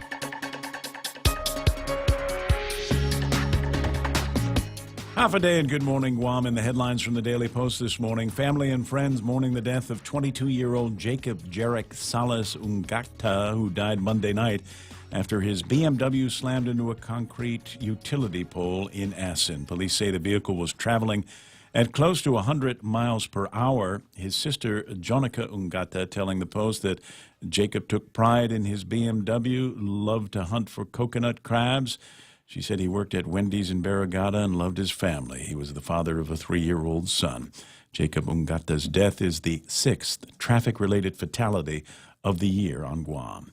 3 Air New Zealand aircraft have landed at the Guam International Airport in recent days. Airport spokesperson Elfrey Koshiba telling the Post that they've made technical stops for refueling. The aircraft landed and took off without incident. However, the airport's aircraft rescue and firefighting unit was on standby, which is standard when an aircraft fuels up with passengers on board. The 3 Air New Zealand Dreamliners that made Guam stops were traveling from Shanghai, China to Auckland, New Zealand, Auckland to Japan's Haneda Airport, and Japan back to Auckland.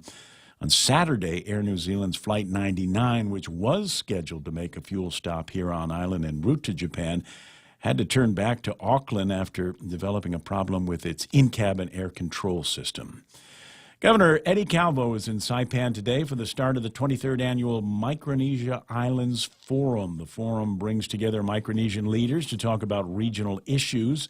In attendance are the presidents of the Federated States of Micronesia, Palau, and the Republic of the Marshall Islands, along with the governors of each of the FSM's federated states, Governor of Guam, of course, and the CNMI, whose Governor Ralph Torres is hosting the event this year. This year's forum will feature presentations from several U.S. federal agencies, including Assistant Secretary of the U.S. Department of Interior Doug Domenech and Office of Insular Affairs Director Nick Pula, who flew up to Saipan from Guam yesterday after meeting here with the governor. The 3-day forum is taking place at the Fiesta Resort in Saipan.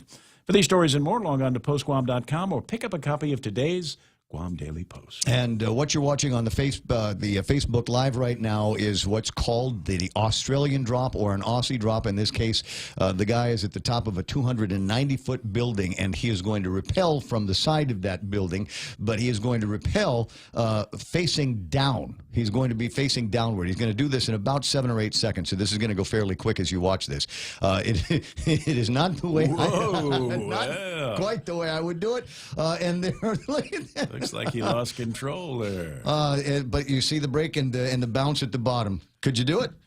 I'd love to try. Wouldn't that be fun? My palms are sweaty just thinking about it. It's 8:35. Kevin Kerrigan's going to go and do his real-life job over at the Guam Daily Post. I'll be back with Jane Flores in just a second. iConnect time is 8:35. Connect longer for less with iConnect's push-to-talk and mobile plans. Looking for a reliable power system when the power goes out? Kohler Power Systems are quiet, reliable, and dependable. And they stay that way with regular service and support from the team at Morico Equipment, because they also offer qualified after-sales service and support for Kohler Power Systems. Kohler generator systems are sold and serviced on Guam by Morico Equipment. You should call them now at 649-1946 or click moricoequipment.com. There's a new Southwest avocado spicy chicken sandwich working for you at Wendy's right now. Crispy spicy chicken. Then they kick that up with some pepper jack cheese, Southwest ranch, applewood smoked bacon. Then they finish it off with a slab of cool, creamy avocado. Huh?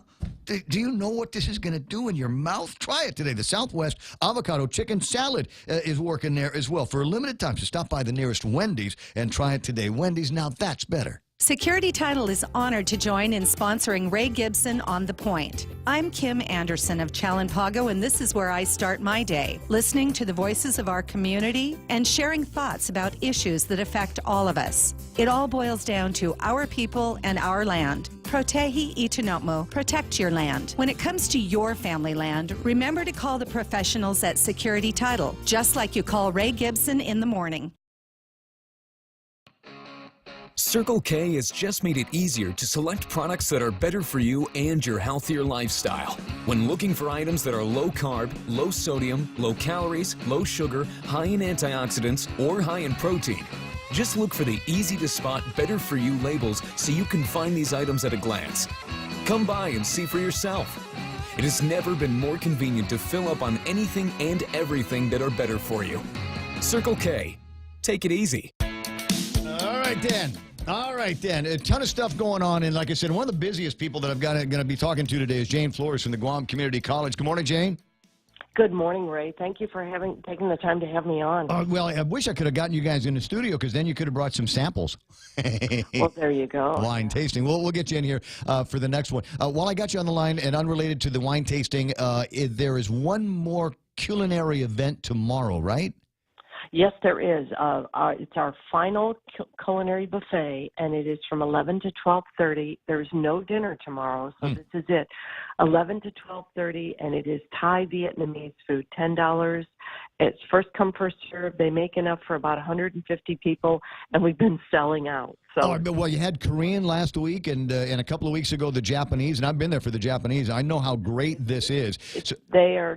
These students are doing an awesome job. Chef Paul and Chef Bertrand, hats off to them. They are amazing with these students. Oh, absolutely. And it's a great program because it gives them a sense of, okay, this is what we've got to do. So, I mean, it's the full-blown thing, too. So we're setting up the buffet.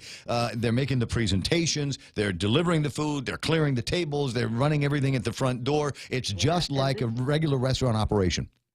Absolutely. And this is five-star stuff. These kids, everybody loves to eat. And this is a great career for them. And another point that needs to be made on this one is that what we're talking about here is only $10 for all of the hospitality and the fantastic food, but you got to bring cash. It's not a real restaurant, so we don't have the swiper for the credit card, and we don't have a till, so $10 in real money would be perfect.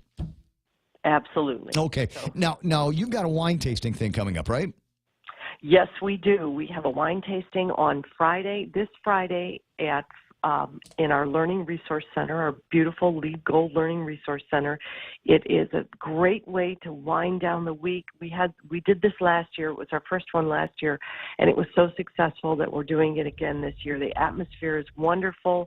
Our culinary students are making the hors d'oeuvres, and let me just give you a sampling of the menu here. Yeah. We have smoky truffle cheese fondue with sourdough croutons, wild boar Tanakdek phyllo purse, potted cheesehead crispy raviolis, red bliss potato stuffed with crab thermidor. So these are some of the hors d'oeuvres. These are 5-star high-end hors d'oeuvres. And I want to thank our sponsors, our main sponsor, First Hawaiian Bank, and then Camacho Calvo Law Offices, AM Insurance, Trivision Media, GTA, Dusit Tani Guam, SPPC 76, Payless and Tango Theaters. They have given us some great prizes for our raffle drawings. And our wine vendors are Loria Industries, Dickerson and Quinn, ST Corporation, and Ambrose. So we're going to have fine wines, mouth-watering, amazing hors d'oeuvres, music by Joe Guam, who is absolutely... Oh, he's awesome. You can he's so cool. You can make requests with this guy with your phone. I think that's awesome. And so it's going to be a really nice evening. You mentioned Ambrose in there, and Ambrose has wines that I like, but they have beer I like better. Will there be any beer there for beer guys like me? No, there will just be wine. Okay, so I'll have an iced tea and water. Iced tea and water. Okay, wine, iced tea and water. You know what? Franny's is right around the corner. It's okay. It's not a beer tasting. Sorry, Ray. It's all right. But that might be something to do for, maybe an Oktoberfest thing for in the future. But tickets are $75, and it's to our GCC Foundation nonprofit status, and they go towards student scholarships. So it's a really good cause and a really great way to wind down the week. I got you. And I'm glad that you had an opportunity to talk about it. And the last thing real quick, the groundbreaking for Building 300. We're breaking ground this morning, and the weather is not cooperating as I look out the window here. But Building 300, it was our building that housed several things. It housed hospitality classrooms, the ProStar kitchen for GW, and our maintenance area. And it's adjacent to 400. And we have gotten several FEMA hardening grants to harden these buildings, and 300 is one of our old Butler buildings, and it has seen better days. And so what we're doing is our MPA is too small for us. So now that's our multi-purpose auditorium, where if you've been to the buffets, those are in our MPA, and that room is getting a little too small. We're outgrowing it. So we're turning 300 into a larger MPA, and we're going to expand the kitchen in 400. Oh, I see. Yeah, this is it's like a rebuild. Some of those places go back to the old Votech days. Jane, I got to run. I got Peter John on the other line. He's got some important people from the CMS in. So Let me real quick. If you need tickets to the wine tasting, 735-5516 or 5554, or you can call me at 483-6409, or you can go on our website and guamcc.edu and get all the information there. just bring a check for $75 and make it easy. 150 for and you know for 250 special deal just from the Ray Gibson Show on the Point. There you go. All Thank right. you so much. I'll see you pretty soon. Take care, everyone. I promise. Jane Flores from the Guam Community College. Big event coming up, $75. It'll be Friday night at the Learning Resource Center, and it's got all the right sponsors and all the right wines that are going to be there. And, you know, I'm going to invite Peter John to this thing because I think maybe by the end of the week after spending it with the CMS visitors, he might want something to take the edge off. Hey, Peter, how you doing? I'm good, sir. How are you? You know what? I'm not bad. I appreciate being able to get to spend some time with you. I know how busy you are, and I appreciate you being on hold for a couple of minutes. I did promise Jane that we would get her on the air to make a big deal about what she is going to be doing at GCC. The other G, the GMH, kind of an unexpected visit from the CMS? Yes, sir. Actually, any of these regulatory agencies do come in unannounced. Okay. So kind of a snap inspection to see what it is going on. Normally it might be just a couple of people, but as I understand it from some of the headlines that I've read, you've got a full complement, something like 7 people from the CMS that are coming out here for this survey. They're actually, yeah, they're here, and they've been going around the hospital since they've been here. So they've been busy. Have you got anybody that's kind of shadowing them, kind of observing what they're looking at, or things that might have captivated their interest for a couple of minutes? You know, on the first day, and I guess probably because, you know, they don't know the lay of the land, so to speak, we've had some of our staff escort them. Mm-hmm. But since yesterday, they've been out on their own. Now, I'm kind of curious about something, and maybe you can help me. To what degree will the CMS be looking for and remarking on some of the things that the Joint Commission had looked at and remarked on?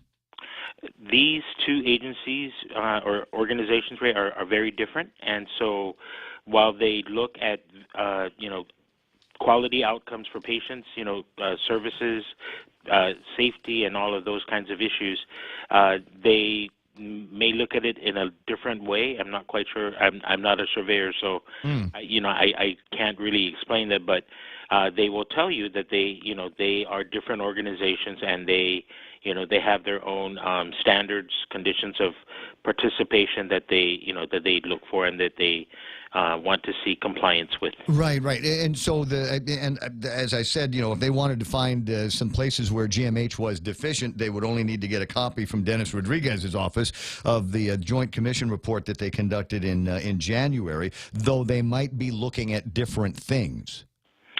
That's possible. That's very possible, sir. Okay, and is there a concern that they'll start with the JCO report and either find concurrence there, or how much of that have you been able to chop through? I recognize that you didn't get any new money in the last couple of months from the legislature or the governor's office. Were you able to meet any of the requirements that the Joint Commission had reported on? Well, what we did, sir, in responding to the last visit from Joint Commission is, you know, we included the fact that we submitted to the legislature our priority needs, and that and actually have advised them that you know, come November, we should be seeing the fruits of a dedicated funding source. Right. And that makes a difference to them. So they might be walking around recognizing, okay, the pharmacy door still doesn't shut properly. The JCO noted that. They may make the same notation and advise you then that you know, something you got to take care of, and they will understand if you say we probably won't be seeing any new money on this until October, November. And we've actually shared that with them as well. Okay, all right, and their response to that. They just go, well, it's okay, kind of need it now, but I understand if you're not going to get any money until November. And we actually mentioned that Speaker BJ had introduced a bill that proposed to increase the sin tax, the alcohol and tobacco tax, and then from that legislation, $9.3 million would have been appropriated to the hospital for the rest of this fiscal year. So that would have been a great help to the hospital or it will be a great help to the hospital if that legislation is enacted into law. I appreciate you being able to give me the number on that. I had the number from Doris Brooks the last time I talked to her, but I can't find it in my notes. How much money do you recall getting in any of the gambling money from the game rooms in the casinos? I don't have that right off the top of my head either, Ray. Could you ballpark it? Is it under $10 million total since the beginning? Or because you'll recall, you were there at the time when they kind of made it sound at the legislature like it was going to solve all your problems and take care of all of the vendor debt. And as far as I know, we still haven't covered all of the vendor debt. It's still payroll by the hair of your chinny chin chin. And I know Paula Bomba's got you on speed dial. Yeah, and Ray, for years, the hospital has been underfunded, in large part due to the payer mix that we have, and so that has created a challenge for us. The dedicated funding source would give us that more steady stream of money coming in. Average operational shortfall, as indicated through the many audits over the years from the OPA, is about $30 million. So that's that's a big chunk of money. Yeah. Well, it is about the same as a % increase in the business privilege tax, and that's where the additional revenue is going to be coming from. And maybe if you can find $5 million or so worth of savings that you might be able to execute in Guam Memorial Hospital, you might actually be able to break even if we hold our nose right, and if they do a better job on, because it seems to me that there's a lack of compliance and collection on those sin taxes, because they should be making more money. I don't know about you, but I pass by these things and they're cranking 24 hours a day, 7 days a week. There's people that are winning and there are monies that are coming into these organizations, and I'm just wondering if Guam Memorial Hospital is getting their fair share, or maybe you need to send somebody over there and count receipts. That would be the best. I mean, it's like in the old days when we had the Guam Greyhound, there was an actual office at the Department of Revenue and Taxation there, so they could see the receipts come in on a nightly basis. And we've got all these game rooms that are supposed to be collecting, taxes. We're supposed to be collecting taxes from the winnings and taxes from, I think, the gross revenues off of these businesses. And as far as I know, whatever numbers come in certainly aren't going a long way to solving your problems. And I'm not real familiar with how that part is working. I know that we have many other things and challenges that we deal with on a daily basis. But we'll definitely reach out to our brothers and sisters over at Revenue and Tax and follow up with that as well. You tell them I said it's okay if you go and stand guard over at the casinos, at the game rooms down the street on Route 8 and handle their collections and reporting for them, so that we can get some money into Guam Memorial Hospital. The governor makes an interesting point in what I have read. We've got the Assistant Secretary of the Department of Interior in the neighborhood here. My understanding is that he had some time with him and expressed these sentiments. If the CMS does find problems with Guam Memorial Hospital, and it has to do with the shortfall, a chronic shortfall of $30 million a year, it is probably because Guam Memorial Hospital spends an inordinate amount of money and resources taking care of compact migrants that are basically flying in specifically for health care that they cannot get on their home islands and are in no position to be able to pay for. There's a lot of truth to that, sir. A lot of truth to that. Yeah, and were you able to express that point with the CMS people as you walk by the rooms and you point out, see that person there, not a citizen, came for the treatment. We're not going to be able to collect and bill from this guy. We can't send a bill to their home government. How are we supposed to do this? Well, we actually had our meeting time with them was really tight. They were on a very tight schedule, and we gave them a briefing on our capital projects that they funded, and so that was a good thing to share with them. Yeah. But then we also, led by our Chief Financial Officer Benita, also shared with them the information on the financial challenges that you mentioned, and also, asking them for possible assistance in trying to see, push a little here, push a little there with some of the things that we're still waiting for. Well, the reimbursement rate is one of them, and I'm still fuzzy on why it is. I guess there was some data that was missing in a computer dump or a computer exchange that took place not that long ago, and the data from the mid-'90s was irretrievable, and so you're getting reimbursed at an early '90s rate? The interim reimbursement rate was based on back in '97, I believe, when they authorized the rebasing, and unfortunately, the hospital did not have current information at that time, and so I believe the years that they were using for the cost were 1991. Yeah.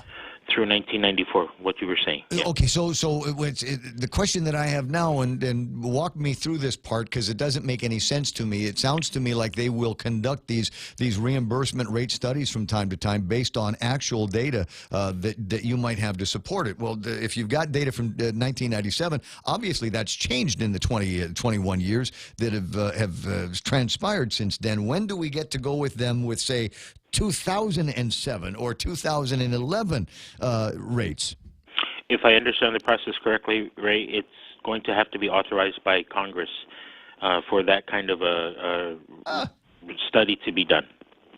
Would they do that just for Guam Memorial Hospital, or would they do that for all of the Medicare reimbursement recipients? And I heard on the news that Congresswoman Berdalio has been working really hard to try to, develop parity for the states and the territories. So maybe that might be something that she could push. She's tight with the lady from Alaska. I don't know if you know that, but she's tight with Lisa Murkowski. Yeah, and Lisa's, she's full fledged. She's an actual senator, so she might be able to in the actual Senate. She might be able to push something through for us in the rest of the territories to get us into the 21st century when it comes to reimbursements. Last thing is the computer program. I got a chance to talk with Benita and your IT guy over at Guam Memorial Hospital, and I really do want to make the push. I told Benita that I'd back her up on this. So what else do we need to do, and what arms do we need to twist over at the legislature to get you guys some serious IT money so that you can go out and get yourselves a computer system that will bring GMH into the reporting and data gathering and data administration of the 21st century? Well, what we did, Ray, for this year, especially besides the priority needs that we had submitted to the legislature previously, we've included that again in our 2019 budget proposal. Okay, but you guys haven't gone in front of the legislature with that yet, have you? Not yet, sir. When are you expecting to see BJ? As soon as we get notified.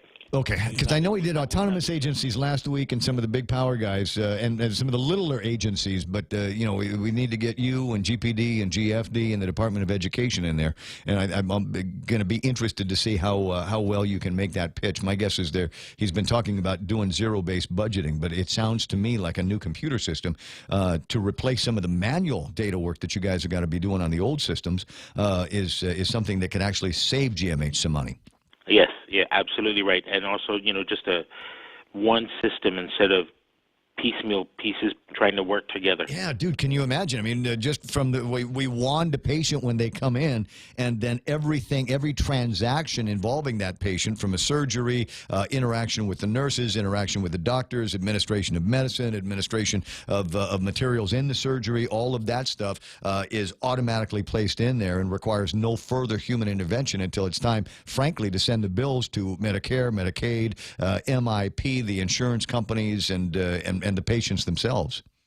That would really be a great thing, and definitely an enhancement, if you will, on all the efforts that Benita and her staff have been doing over these last several years. Yep. Well, it'll help you in oversights as well. Hey, Peter John, fun talking with you. We'll do it again? Yes, sir. Tell those CMS guys I say hello. I will.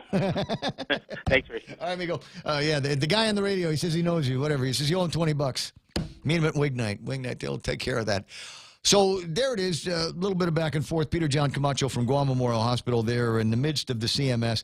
And I wanted to point out something in there. You did not hear in his voice any kind of the sense of urgency that you might have heard in Dr. Akimoto's voice yesterday as we were talking about CMS, the big elephant in the room, and the guys are here. And with the shortfall that they're facing over at Guam Memorial Hospital, my goodness, going to be lapses in the status of care, the services that they're able to provide. And where's all of that going to end up? They're supposed to have a meeting of the GMA tonight at the legislature. That was supposed to happen between like 6 and 8 o'clock tonight over at the legislature. We've got an inside man at the legislature, so I called him because I'm not going to be there. And I thought, you know what? I'm wondering if the legislature, the Sergeant-at-Arms and the media guys were going to be porting this to their YouTube channel or Facebook Live like us here on The Point. And the answer on that question is no. The legislature is not going to be doing it. The legislature's in session, so they might be chewing on bills up until 5:30, 5:59. And so it might take a little bit of time in order to stop doing one thing for the legislature, reset the set, and then start doing something else for the GMA, especially for something that might not have been planned for a long, long time. So I am told from our inside guy that that's not going to be happening. You won't be able to watch it. If it actually takes place, there's been some back channel, what do they call it, chatter. That maybe there are some guys that are not seeing things quite the same way that Vince was talking about yesterday, and maybe are not going to want to be a part of moving forward with this this agenda and with this resolution. I don't know. I cannot put any names on that. But it's something that we'll see if we can find out in the coming hours of the program. I guess we'll know if somebody passes by the legislature about 6 o'clock tonight and doesn't see a whole lot of white coats. If we don't see a whole lot of lab coats over at the legislature tonight, it is possible that maybe it was just a whole bunch of hot air. We'll see what happens. Of course, I'm not going to complain about it. This is my business. We are in the business of taking hot air and sticking it through the microphones and sticking it through the telephones and sending it out to where you are in the form of the broadcast here. So anticipate there may be some more of that. 10 at the, 9 o'clock in the morning. The radio station is KUSG. We are The Point, KUSG Hagåtña. Coming up next, Fox News, and then another incredible hour of The Ray Gibson Show right here. Stay there. Thank you.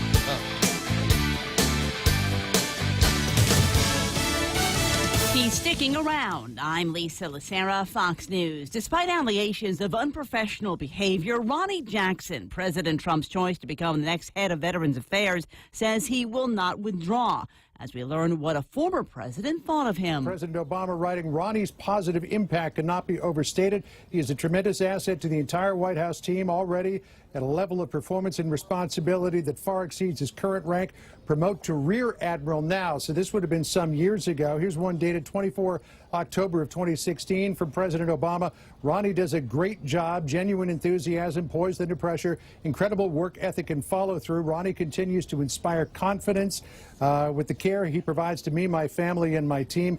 Continued to promote ahead of peers. So a real vote of confidence there from President Obama. Fox's John Roberts at the White House. A watchdog report ordered in 2012 by Jackson found he and a rival doctor engaged in unprofessional behaviors as they engaged in a power struggle over the White House medical unit. Polls close in just a few hours in Arizona's special congressional election. Fox's Jessica Rosenthal has more live. Lisa, the Republican running for Trent Frank's former congressional seat is Debbie Lesko, a longtime state representative who says she's the right fit for the district. This is a conservative district, so I expect to win, and I hope I win big. The Democrat, a physician and cancer researcher, Harold Tipernini, says she thinks she's got a chance, especially with the large number of independent voters in the district. The potential for that momentum and that energy to continue to grow is phenomenal, and I'm just excited to be one part of that. Most of the early voting ballots that have come in are from Republicans. President Trump won this district by 21 points, Lisa. Jessica, a Toronto police official says women make up most of the victims in yesterday's deadly van attack, but it's not yet known if they were deliberately targeted. Fox News, fair and balanced. Yes, money is something we should talk about and plan for and use to make life better. It's how we make our giant leap from where we are to where we want to be. So let's talk together and work together to check off shiny new kitchens, fully nested dorm rooms, and bucket lists with more countries than our passports can hold.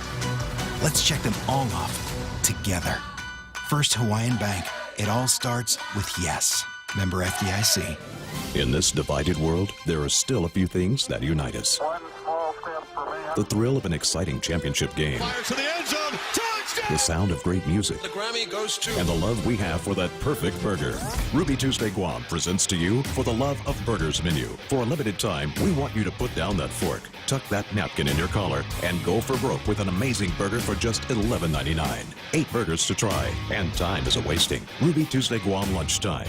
See you soon.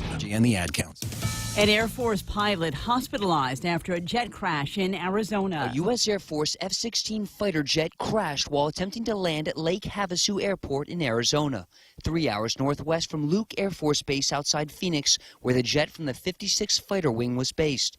Air Force officials say the American fighter pilot is in good condition at a local hospital. The crash occurred at roughly 10:30 a.m. local time during a routine training flight. It marked the second crash of an F-16 this month after an Air Force Thunderbird jet crashed in Nevada, killing the pilot. At the Pentagon, Lucas Tomlinson, Fox News. The jury in the Bill Cosby sexual assault retrial expected to get the case tomorrow. Today, a prosecutor telling the jury Cosby used his good guy image to gain the trust of unsuspecting women, saying he's nothing like the image he's played on TV. Cosby is charged with drugging and sexually assaulting Andrea Constad at his home in suburban Philadelphia in 2004. His lawyers call her a con artist who falsely accused Cosby in hopes of a big payday. A major automaker with a recall. Audi says it's recalling about 1.2 million cars and SUVs worldwide because the electronic cooling pumps can overheat and possibly cause a fire. The recall covers the 2013 to 2016 A4, the 2012 to 2015 A6, and the 2013 to 2017 A5 and Q5. All have 2-liter turbocharged engines. The same Audis were recalled last year for software updates. Audi says there have been reports of fires. The company is redesigning replacement parts. Jeff Manasso, Fox News. Kansas rolling out the welcome mat after Star Wars actor Mark Hamill tweeted about wanting to visit. Governor Jeff Collier tweeting at Hamill to come on May 4th, which fans call Star Wars Day for the play on the phrase, "May the Force be with you." The interest began when Hamill was asked on Twitter where he'd never been but wanted to go. Lisa Lacera, Fox News Radio. At Micronesia Renewable Energy, values matter. So all of their solar energy systems come with guarantees and the most value. No shortcuts, all quality. It's giving you that solar energy system at the best price. It's using highly efficient solar panels with typhoon-proven racking, built by highly skilled local technicians, so your system performs and saves you money. It's total peace of mind all the time. Not all solar companies are created equal. For experienced quality solar, it's MRE. Call 632-2613. MRE, the smarter choice. Hey, it's your stomach talking. I'm just gonna cut to the chase. Subway has all new signature wraps packed with meat and flavor. And I know flavor. Okay, maybe not as much as the mouth, that's kind of his job, but we talked, and he's a big fan of the Chipotle Southwest Steak and Cheese signature wrap. And it's super filling, so you don't have to hear from me for a few hours. Unless they play this radio spot again. Subway. Make it what you want. Why pay for paper? Go paperless for $3 less. Move into e-billing and reduce your carbon footprint while enjoying an easier, faster, and more secure way to receive and view your bills. No more paper clutter or waiting for the mail. Go green and sign up today by checking out DocomoPacific.com or calling 688-CARE. Why pay for paper? Go paperless for $3 less. Docomo Pacific, better together. The Ray Gibson Show, your new News Talk headquarters.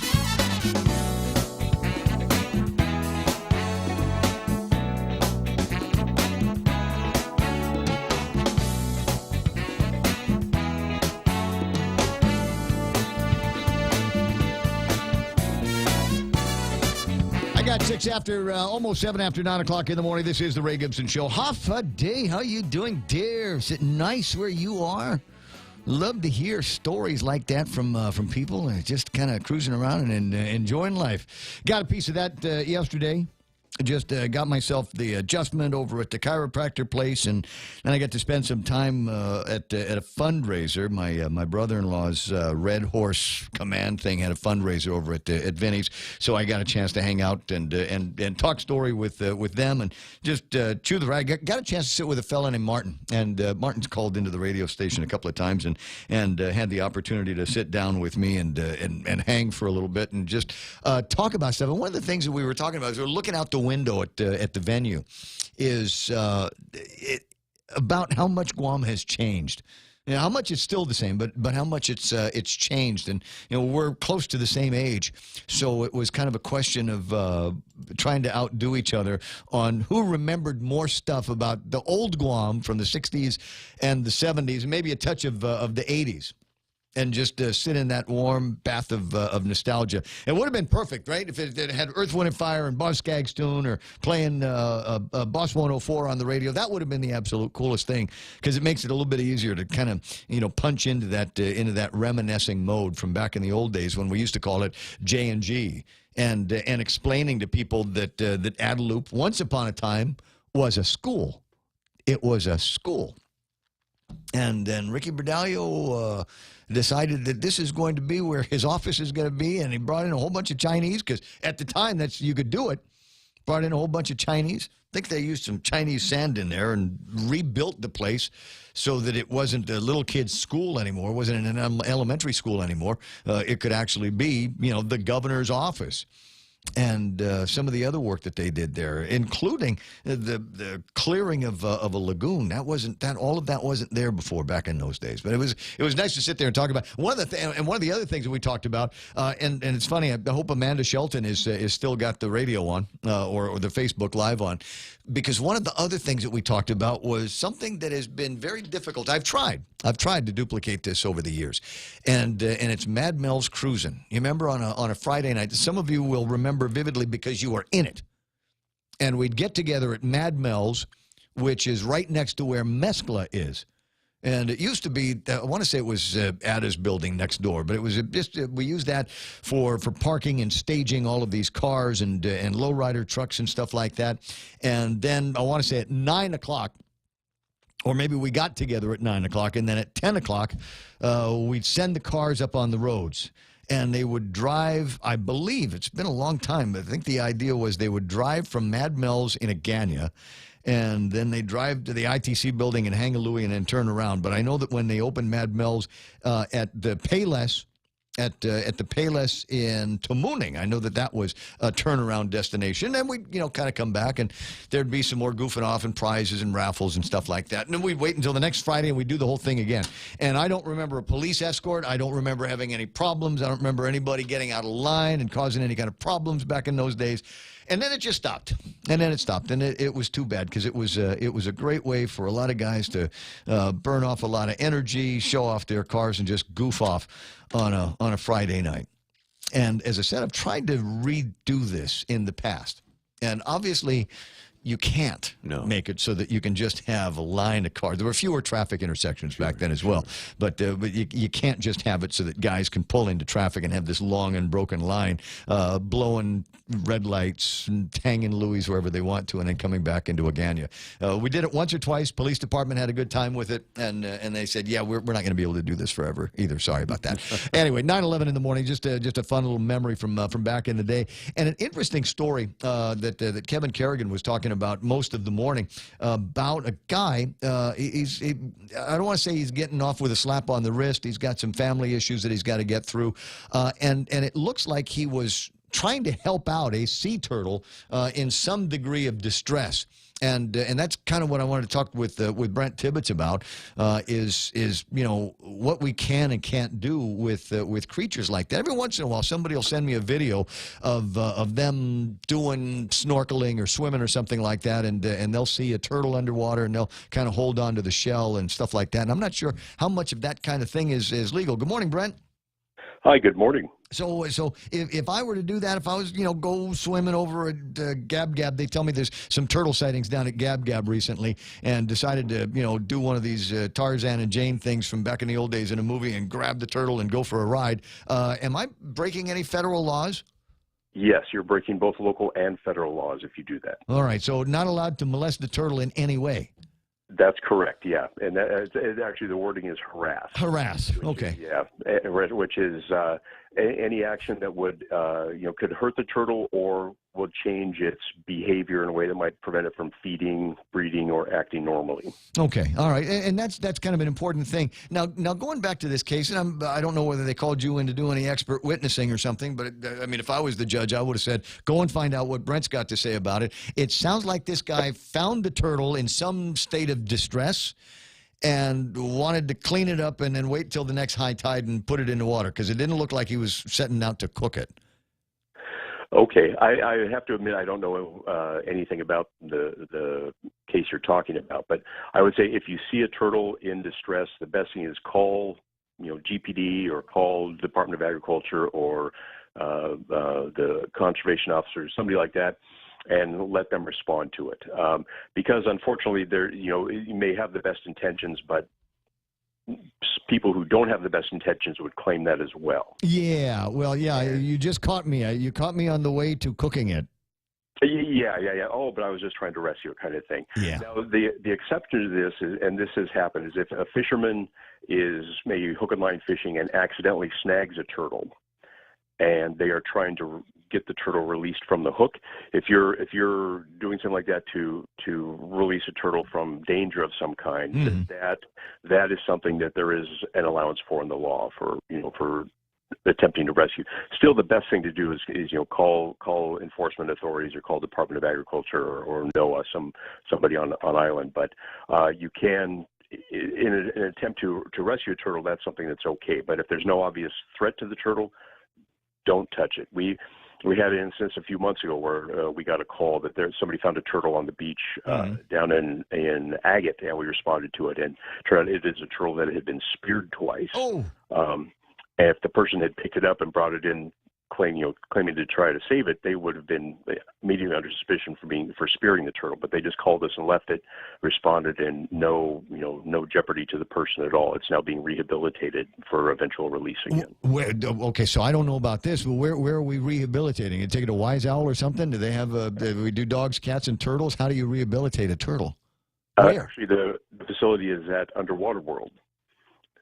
They're an approved rehabilitation facility for us to take injured sea turtles for rehabilitation and then ultimately for release again. When did that happen?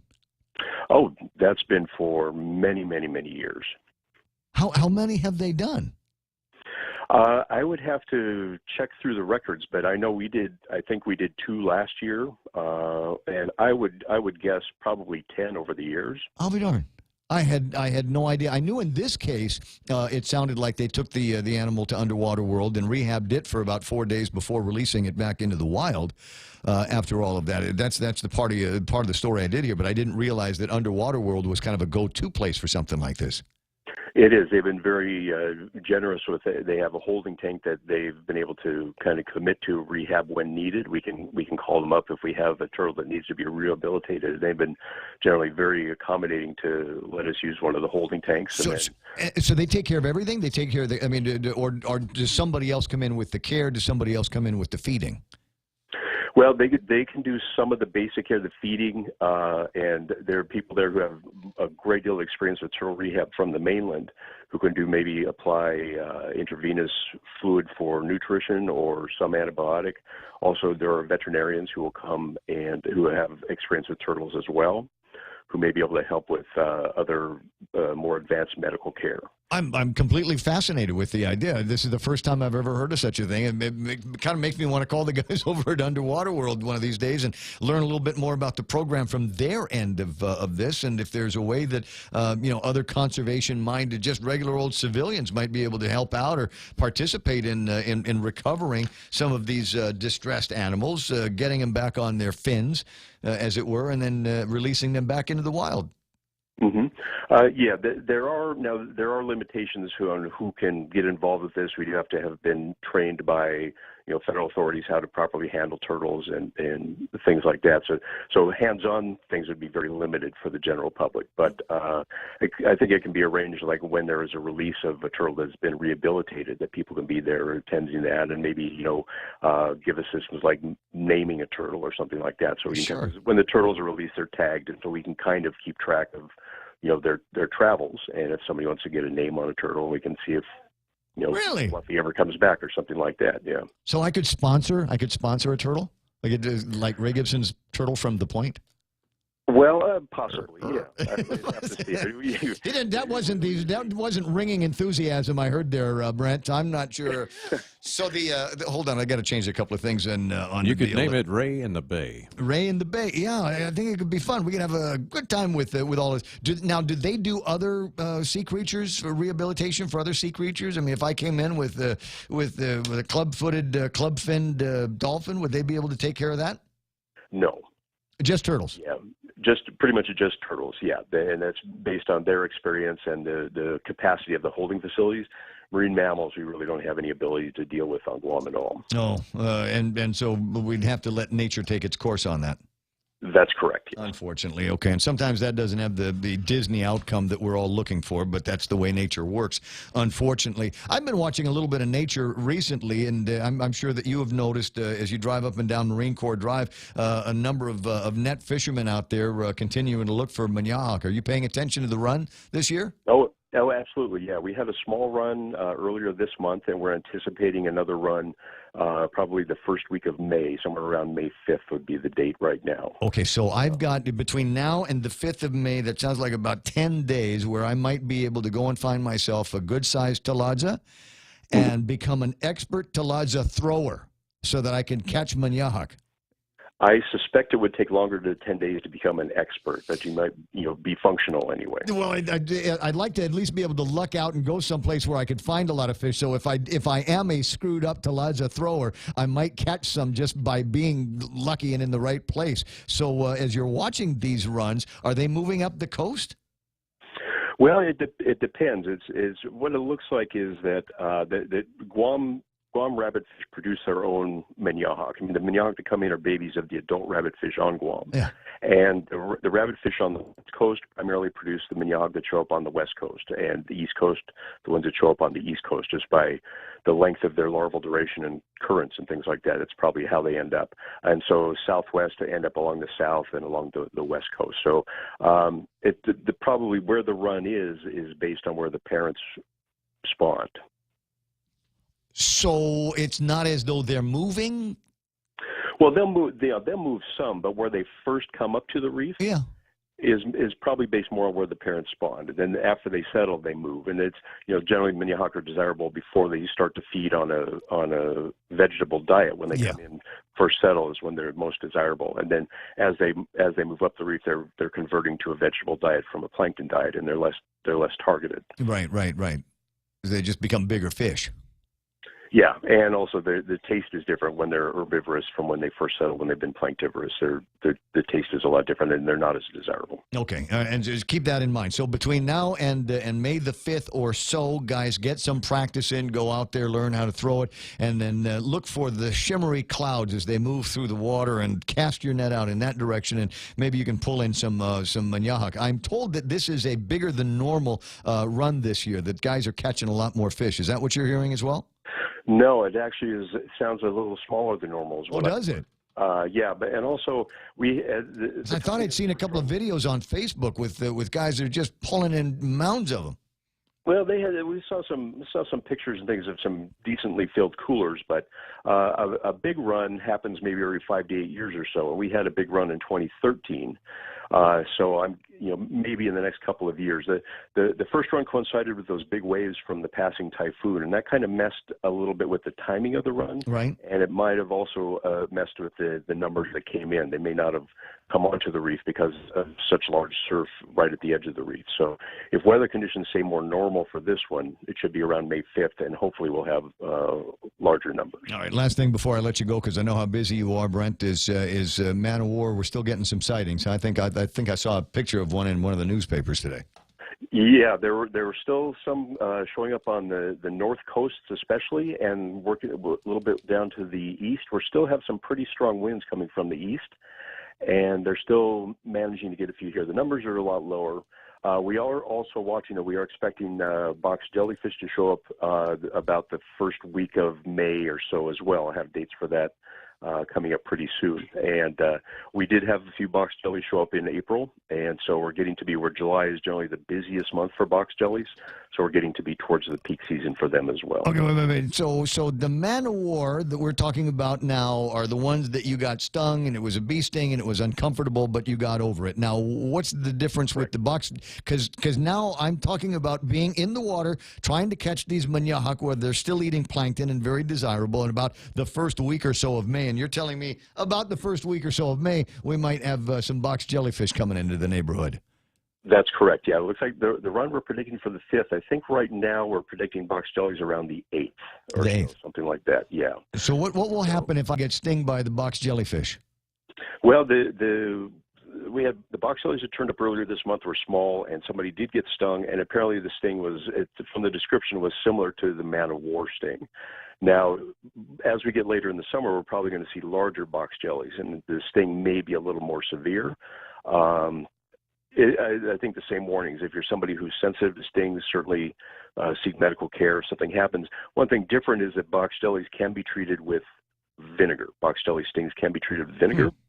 As opposed to man-o-wars, generally vinegar is not as effective and may actually make the sting worse. Okay, so have a squirt bottle of some vinegar around. If you're going to the beach, it might be good for you, might be good for somebody else that gets it. Exactly, and generally, I know the lifeguards at the public beaches generally have vinegar on hand to help treat something like that. And in a pinch, Finidani or something would work as well. Urine never works. Please don't urinate on anybody for that purpose. I didn't bring it up this time, okay? I just want to make it clear. I did not bring it up. I'm trying to avoid that joke with you. I think we've burned through that over the years. Yes, I wanted to beat you to it this time. I appreciate that. Thanks for being on the point today, and thanks for the helpful information. The manahawk season is still on, and guys are going to be able to go out there and do some catch in about the 5th of May. I didn't realize that you could predict it with such granularity. You guys are getting really good at what you're doing out there. Well, yeah, some of it is based on moon phase, but also weather conditions and abundance of predators can affect it a day or two also. But if things stay normal, looks like May 5th. All right. And I'm sorry I said it was the last thing I was going to ask you, but I wanted to go back and underscore the point about don't harass the turtles. But there are other creatures out there. Some of them are for eating and sport fishing and incorporating into your diet. And then some of them are not to, by virtue of federal and local law, to be harassed. And among them are the turtles. What are the other ones? That's right. Well, marine mammals. Dolphin? Are the other big dolphins, whales, things like that as well. Yeah, and in the past we had a dugong show up here, so dugongs would be protected as well. Yeah, fish-wise, for the most part, there's not really restriction on much here or in invertebrates, except for like numerical limits, a daily take limit or something like that. But otherwise, there's really not a lot of restriction on fish or invertebrates. Okay, so what about sharks? Is it okay? It seems to me if you harass, I'm not going to say molest. I'm sorry, it's a bad thing. But if you harass a shark, you do so at your own peril. But would you be facing any federal charges, any local charges? There are two species of sharks that can be found in Guam waters that are now listed as endangered species. One is a hammerhead, and one is an oceanic whitetip. Oceanic whitetips generally won't come in close to shore. The hammerheads do come in close to shore to give birth. But that's something generally you're right. People won't mess with a hammerhead just out of common sense. Yeah, because that's a mean fish, I'm told. Well, it can be if it's harassed. Yeah. Okay. Generally, they don't want to bother people at all. But yeah, if you see one, take pictures of it, enjoy it. They're a rarity to see, but just don't try to spear it or anything. Yeah. Okay. Gotcha. Brent, I appreciate the advice, and some of the guys are chiming in. Sonny is saying the run is actually much smaller this year. Last run was only 1 day, and that was towards the last week of March.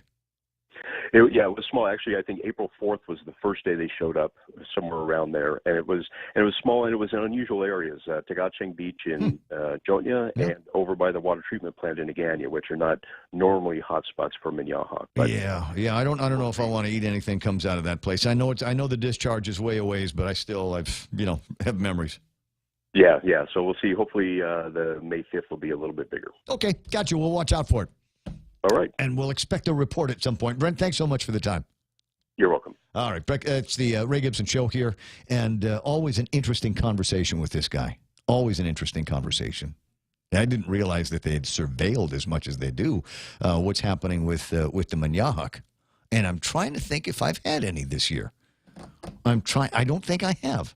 Come to think of it, I don't think I've been to somebody's place yet where they have made up a batch of fried Manyahak. Do you fry them or dry them or both? Okay, so I'm going to screw it up. Sonny, you can help me. But there's the way that I've had it before. I'm trying to remember the last time I recall having it. It was fresh. We were overnighting at Arunau, and somebody had, as Brent says, a cooler full of Manyahak. And so there's one way that you can eat it is to fry it, and that's my favorite because it's like it's like French fries made of fish. Oh, okay. And they're tasty, and they do this little curvy thing, and you put them in your mouth and you chew them until the ridges of your mouth and the upper part will start to go numb because you've been biting down on the dorsal fins of these things, and sometimes it gets stuck. And anyway, it's not painful. It's absolutely delicious. And then there's a way that you Kelligwin it. Oh, okay. You just put it in the vinegar with some tomatoes and onions, and pretty soon it self-cooks in there, and you just eat them like that. Nice. Yeah. Oh, it's very good. It is one of my favorite things. I'm basically one of those guys. I'm a grown-up little boy that was raised on Guam, and so I've got certain memories, and there was a smell. Yeah, it's a just crazy smell that was in my head. I was running yesterday towards Adelup. And there's where there used to be a store there called Acme Mart, right? Coyote shop there. Yeah, the Coyote shop there all the time. It was the Acme store was the place. As you pass by the Acme store, I want to say they built up the huge mango tree. Oh.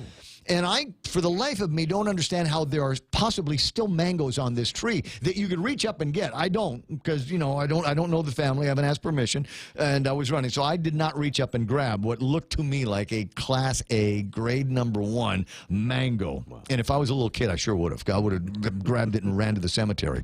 But I looked at this thing, and there's a lot of the older mangoes that have fallen down. They've gone ripe and they've fallen off the tree, and there is a smell. And some people would classify it as an odor. I don't. I smell this, and it takes me right back to when I was, 7, 8, 9 years old, running around Agania with zero adult supervision, climbing the mango trees that were down there, and just sitting on the tree in that smell. Yeah. There's another smell. There's almost a musty smell of betel nut that has been kind of laying out, and after a while it'll go moist. It'll get the mold will grow on it. The mold will eventually die off, but there's this musty smell that comes along with it. And I think just in that process, it makes the betel nut that's still inside the husk. I think it makes that smell better. Oh, and then there's the smell of Manyahak cooking. Nice. It is unmistakable, and when somebody is frying this stuff up. You cannot avoid it. You smell it, and that's where your nose will pull your body to where that is.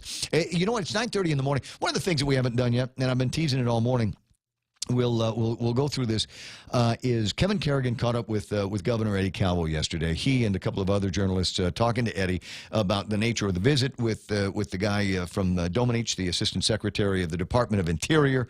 These are guys hold a lot of sway over monies that come into the territory and our relationship with the federal government generally through them. And also a conversation about how he felt about the CMS conversation that's taking place over at Guam Memorial Hospital right now. I've got some time. It's a rather lengthy piece. I've got some time, and we'll get around to doing it. Speaking of time, iConnect time in the studio is 9:30. iConnect has got these great plans. Push to Talk, which is a great way for you to be able to maintain contact with your people out in the streets, know where they are, know where you are. And you might remember back in the old days, the Push to Talks were like flip phones or something like that.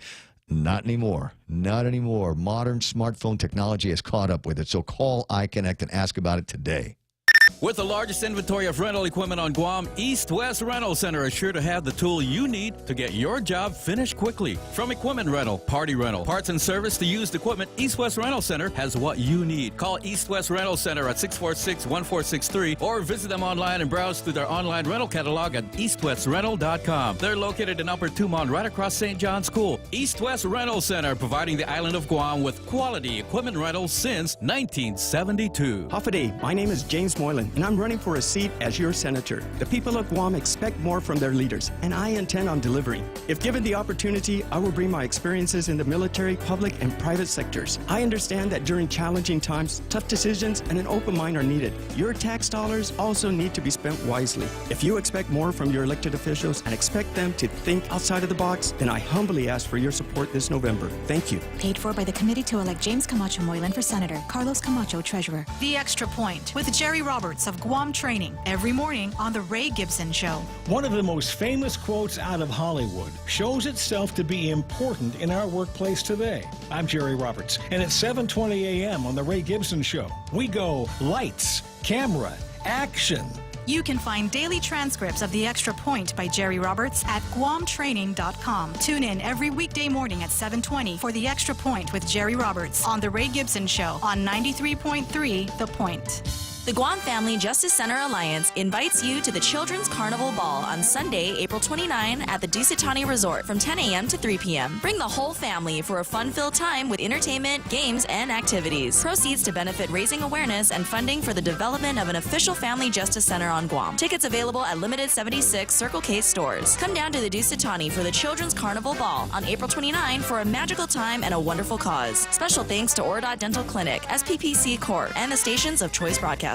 Yeah, buddy. Hey, do me a favor. You know what? I suck at Excel, and I don't know too many people that are like really good at Excel. So if you're one of those Excel elites, do me a favor. Earlier today, I was talking with Joey Duenas from the Consolidated Commission on Utilities. The Water Resources Master Plan is out. And one of the things that it proposes is to try to raise quite a sum of money to support some of what GWA has to do to modernize, put in some new pipes in places where we've got ancient pipes, and they need to do that. And what's going to happen is we're going to obviously have to pay. We're the ratepayers. That's where they get their money from. And if you don't get money from us, it's not going to happen. And so what they're doing is they're proposing a number of rate increases over the years, 4.5% starting in 2019 until 2024. After which time there's going to be a 3% increase every year between 2025 and 2037. So this is what I'd like to see. If you could do me a favor and just Excel this out for me. Let's say that my water bill, I'm going to round it up. My the last water bill was $50, right? So $50 in 2019 is $50 a month. We'll annualize that. We'll make that. Okay, so that's $600 for the year, right? $500 and another $100. So $600 for the year. So it's $600 is the annualized number plus 4.5%. So what's the number going to be for 2019? And then that's the new number that we start with 2020 plus 4.5%.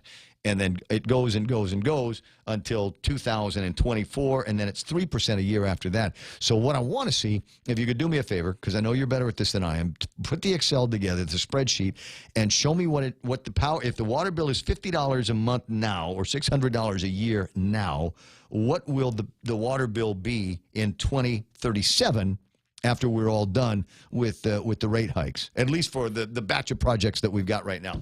Because I'm kind of curious as to what the impact is going to be. Because it did, you say, well, it's only 4.5% of an increase, but it's 4.5% worth of an increase over the next 5 years, and then between 2025 and 2037, which is going to be 12 years, it's going to be 3% over that. So in 2037, if I'm still alive and consuming water at the same rate that I am using now, then what's my water bill going to be? And the second thing that I'm going to try to figure out between here and there, and I've threatened to do it before, But depending on at which point it happens, I'm gonna go ahead and play the video. So you might not want to do that unless you're calling to find out what time a movie is. But if absent that, one of the other things I want to find out is how can I make my own Ray Gibson Water Authority? How do I do that? Is that something that I might be able to sort out? So. Used to be, I call Wally at Tanks a lot, but he's passed on, so kind of tricky to be able to do that. As I said, Kevin Kerrigan and Governor Eddie Jerome Bozzicalvo with a couple of other people in the room talking about CMS, talking about a visit from the Assistant Secretary of the Department of Interior, and this is what that interview process sounded like yesterday. Hold on, he'll get a little bit closer with his microphone and start asking some questions. Assistant Secretary delayed in his trip to Guam and this side of the world, and I understood because of all the tragedies of the hurricane in Virgin Islands and Puerto Rico. So that first year of his term had to spend some time over there with dealing with the crisis over there. But now, with his visit to this part of the world, to the Pacific, we had an opportunity to talk on a lot of issues that are so important to Guam. And the Northern Marianas, and also it was a time also for the awards on grant money. So we were happy to receive about over $6 million in grants. A great deal of it, the majority, about $5+ million, goes towards parks and gyms and sporting facilities. About $1 million goes for ABC initiatives at the Department of Education. And about $245,000 going towards information technology and department administration. So we're very thankful for some of this support. And with that, we're also looking to discuss some very critical issues that are important to Guam. And of course, I'll be meeting him tomorrow as we get the Micronesian Leaders Forum together. And that's a meeting of the 3 presidents of Micronesia, both Palau, FSM, and Republic of Marshall Islands, together with the governors of the Federated States of Micronesia, together with Governor Torres, who will be hosting the event this year. That's up in Saipan? Yes. You're going there tomorrow? I'll be leaving late this afternoon. Can you tick off some of the issues that you spoke to him about that are important to you in Guam? But really critical, and they have to deal with the human resources as well as immigration issues that we have in Guam. So on one hand, of course, I gave him a detailed briefing on the H-2B situation. It's alleviated somewhat with workers coming in for military projects, but advising him that that's not enough, that we need their support in one end in terms of skilled labor. The other end, we were looking at again, I talked to him and gave him a briefing on the compact impacts and the tremendous burden that Guam is having to be placed on their backs of our taxpayers to deal with these, the costs associated with the immigration from the compact states. Also, some of our issues that we're concerned that when funding stops in about 3 years, what that means for further immigration into our island, and again, already putting more pressures on an overburdened welfare system here in Guam. Did you receive and a public social safety network? Did you receive any reassurances from him? Were you pleased with his responses to those concerns? Well, I think now more is of a briefing and getting him the information, see how we could work with him as being a conduit to the proper agencies that deal with these issues, and with the Congress and with the White House in being that voice to hear these issues, and so that we can come to a resolution. Do you know what his plans are after seeing the island? Well, again, this is his familiarization tour for the areas, the insular areas. So he had just come from American Samoa. It's a long trip. He spent a few hours in Hawaii just to get on another flight to Guam. I spent a couple of days over here. Then, of course, we'll be heading to Northern Marianas. And that'll be interesting, too, because with the Assistant Secretary, Department of Interior, it's not only the insular areas that are their responsibility, but it's also these freely associated states. And so It will be an opportunity for him to communicate, have dialogue, and share on issues and possible solutions to some of the issues that we're all talking about. And so he'll have an opportunity to meet with the president of the Federated States of Micronesia, the president of the Republic of Marshall Islands, the president of Palau, as well as Governor Torres and the governors of the Associated States of, I think, Yap, Koshrai, Pohnpei, and Chuuk. So with all of us together there, it's an ability to, again, more communication, more dialogue. It's good. And we look forward to a very productive session for this year for our Micronesian leaders. Can we ask you on a different subject? CMS has come to do a survey of Yes. Guam Memorial Hospital. What are your hopes, concerns with regards to this particular Well, survey? I think it's good. You know, I've been preaching to CMS for years about the inequities of payouts, even compared to other states and territories. So when you're getting a reimbursement rate for costs that are based on 1990s, and we've been shortchanged. And then you take a look at even the cost share. By the way, this is not just Medicaid, this is Medicare. So our hospital has had this tremendous burden for years. And a lot of it has to do with financial resources. Well, the people of Guam have stepped up to the plate, and you know there has been law passed that now will identify a funding source. 0.75% of sales tax collections will go directly to the hospital.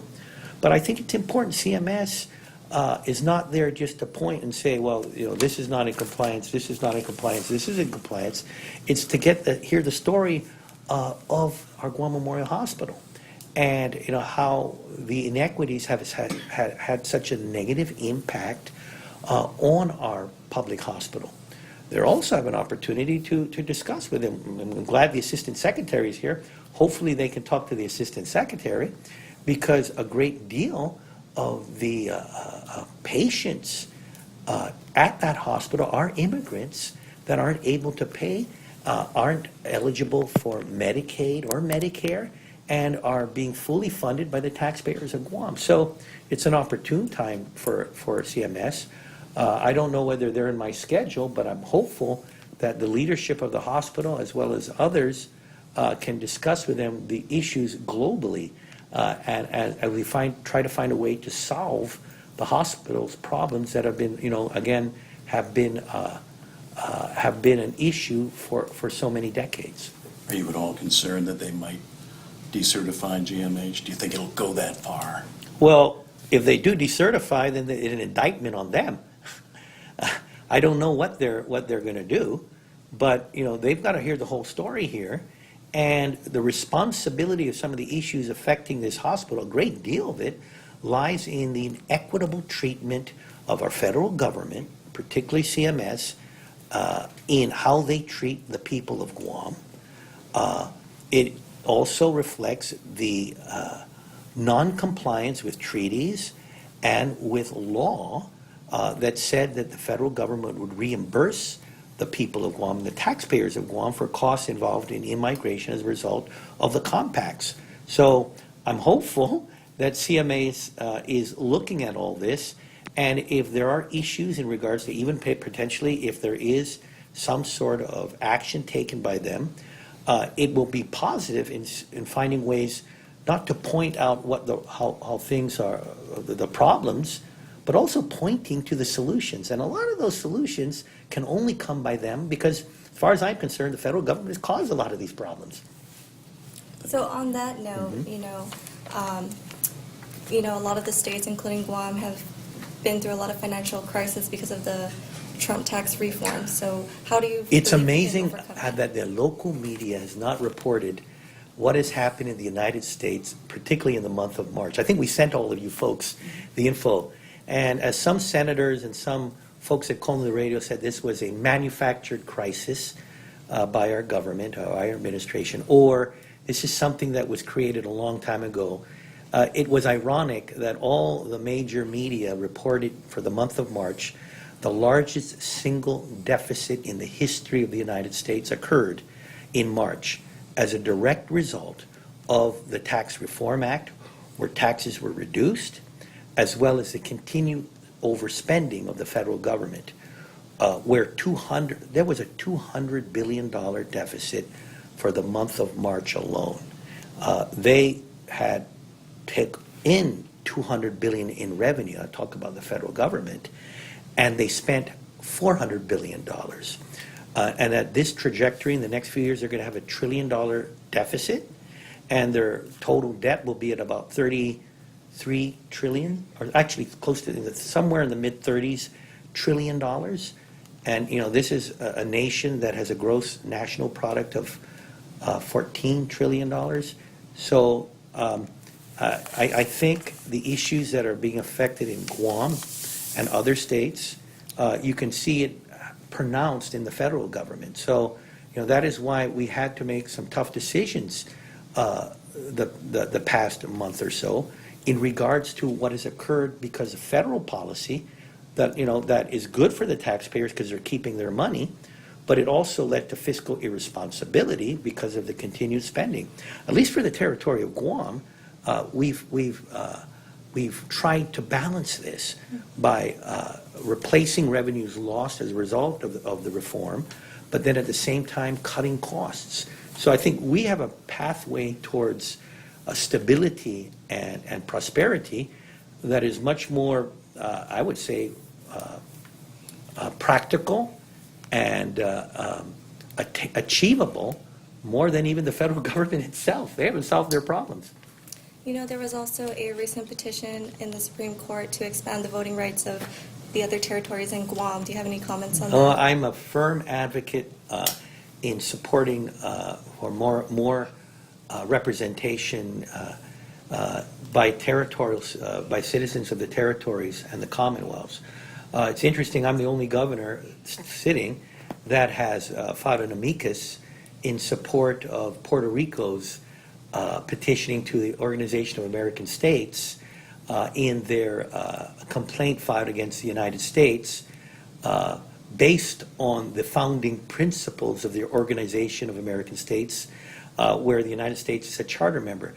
And it's directly tied to the issues affecting Guam, where, again, we are U.S. citizens, yet at the same time, we do not have a vote in representation in Congress, nor do we have a vote for president. So I've been very consistent in my support for endeavors, not only for Guam, but other American territories that have also not been afforded equal status as other Americans in the United States. And we know that President Trump, he has plans to visit North Korea soon. Do you know if he has any plans to stop here? I would love to welcome the president, and hopefully he can stop here either on the way to his summit or back in his return trip to Washington, D.C.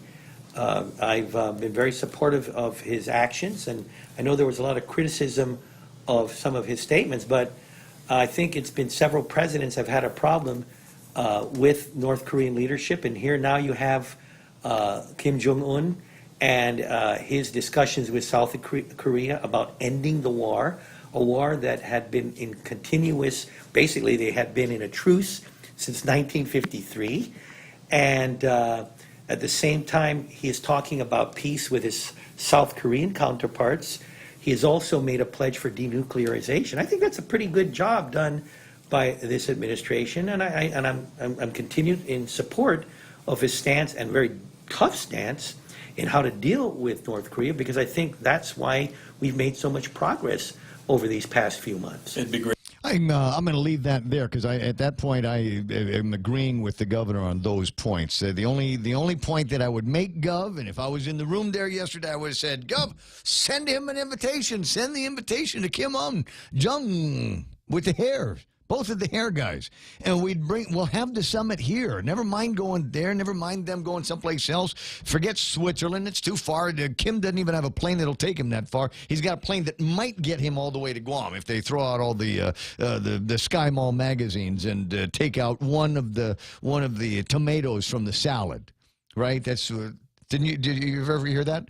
where they were trying to figure out how to save fuel on an airplane on the old 747 days, because fuel was starting to get expensive. So somebody figured out if we take if there's 2 tomatoes in the salad, if we take one of them out, it will equal X number of pounds of fuel for the airplane. Every little bit helps. Every little bit helps. And I remember once when they first announced, I think this was back in the Continental days, they were going to be flying from Guam to Fiji. Wow. And that's a long flight for the kind of airplane that we were on. And when I got on the airplane, there was nothing in front of me except a safety card and the vomit bag. Wow. Because they had taken everything out, and they said, we're pretty comfortable, but we're stretching the legs on this plane a little bit, and so we want to make sure that we've got ample amounts of fuel when we get there, and we get ample amounts of fuel when we come back.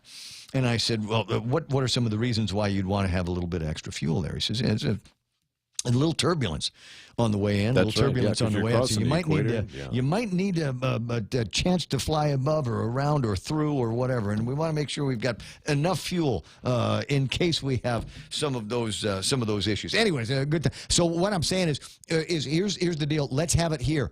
We're not going to. There's by nobody's stretch of the imagination, even my very good imagination, that there is going to be a summit here on Guam with Kim and the President of the United States.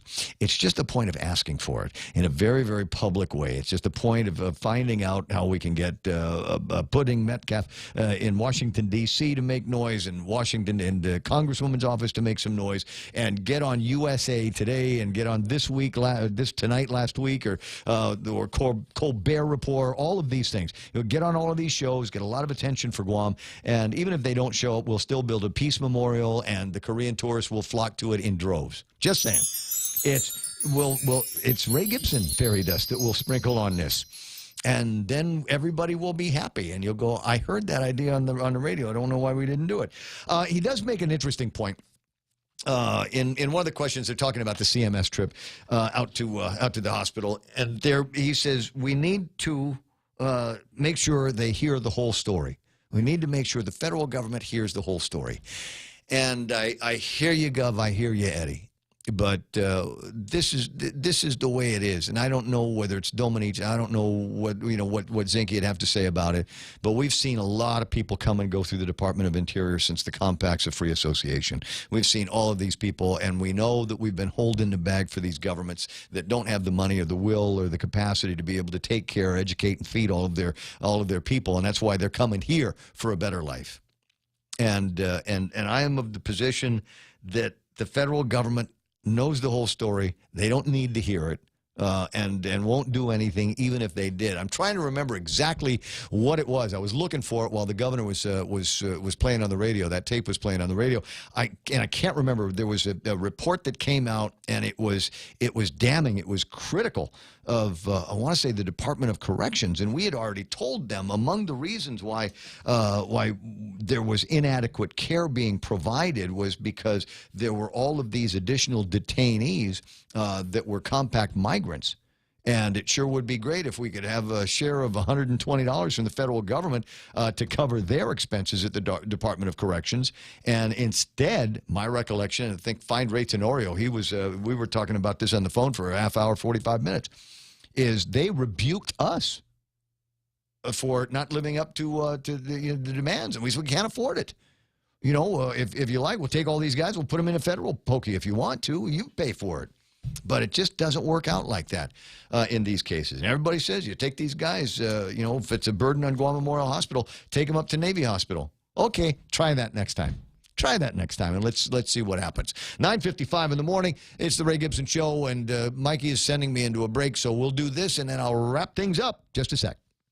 For over 55 years, Community First has served our island as a full-service financial institution. And now, we're proud to introduce the new Community First Student-Run Credit Union, open in Manila on Route 10, Guam's first student-run financial institution, which means it's operated by college students like us, ready to serve all our members, existing and new.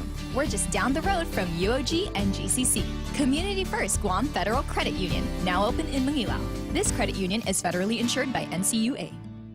In illness and in wellness, Calvo's Select Care is health care that is there for you. That's why over 80% of the Guam medical community places their trust and insures with us. We offer our members wellness and fitness programs for a healthier lifestyle and provide a comprehensive medical network on and off island to help members from unexpected illnesses. Contact Calvo's Select Care today for more information. Relax, enjoy, and be greeted by the spectacular view of Hagåtña Bay when you visit the point at the Sheraton Laguna Guam. Gaze into the beautiful sunset as you unwind to the music of Philip Garcia and Natasha on Wednesdays, Mama Shar and Nina on Thursdays, Philip Garcia and Louise Munia on Fridays, and Jack Larimer on Saturdays. Open daily from 8 a.m. to 11 p.m. Happy hour from 5 to 8 p.m. with all cocktail drinks for $7. Receive a discount when you present your SPG card. Call Peter Yaban at 646-2222 for reservations at the point at the Sheraton Laguna Guam Resort.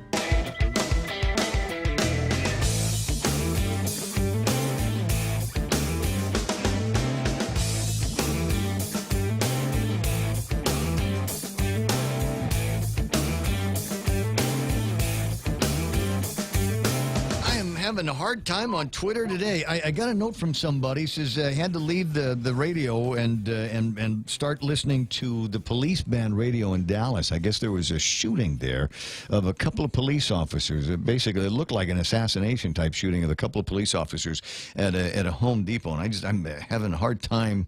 I'm getting a long list of "in case you missed it" tweets, and they're good, but it's just not the news I'm looking for. 9:57, 9:58, in 2 minutes we'll have the latest on that story and everything else that's happening across the nation with Fox News, and it'll be live, and you'll be able to hear about it in just a couple of minutes. Now, it's not to say that there's some weak things on the "in case you missed it" feed.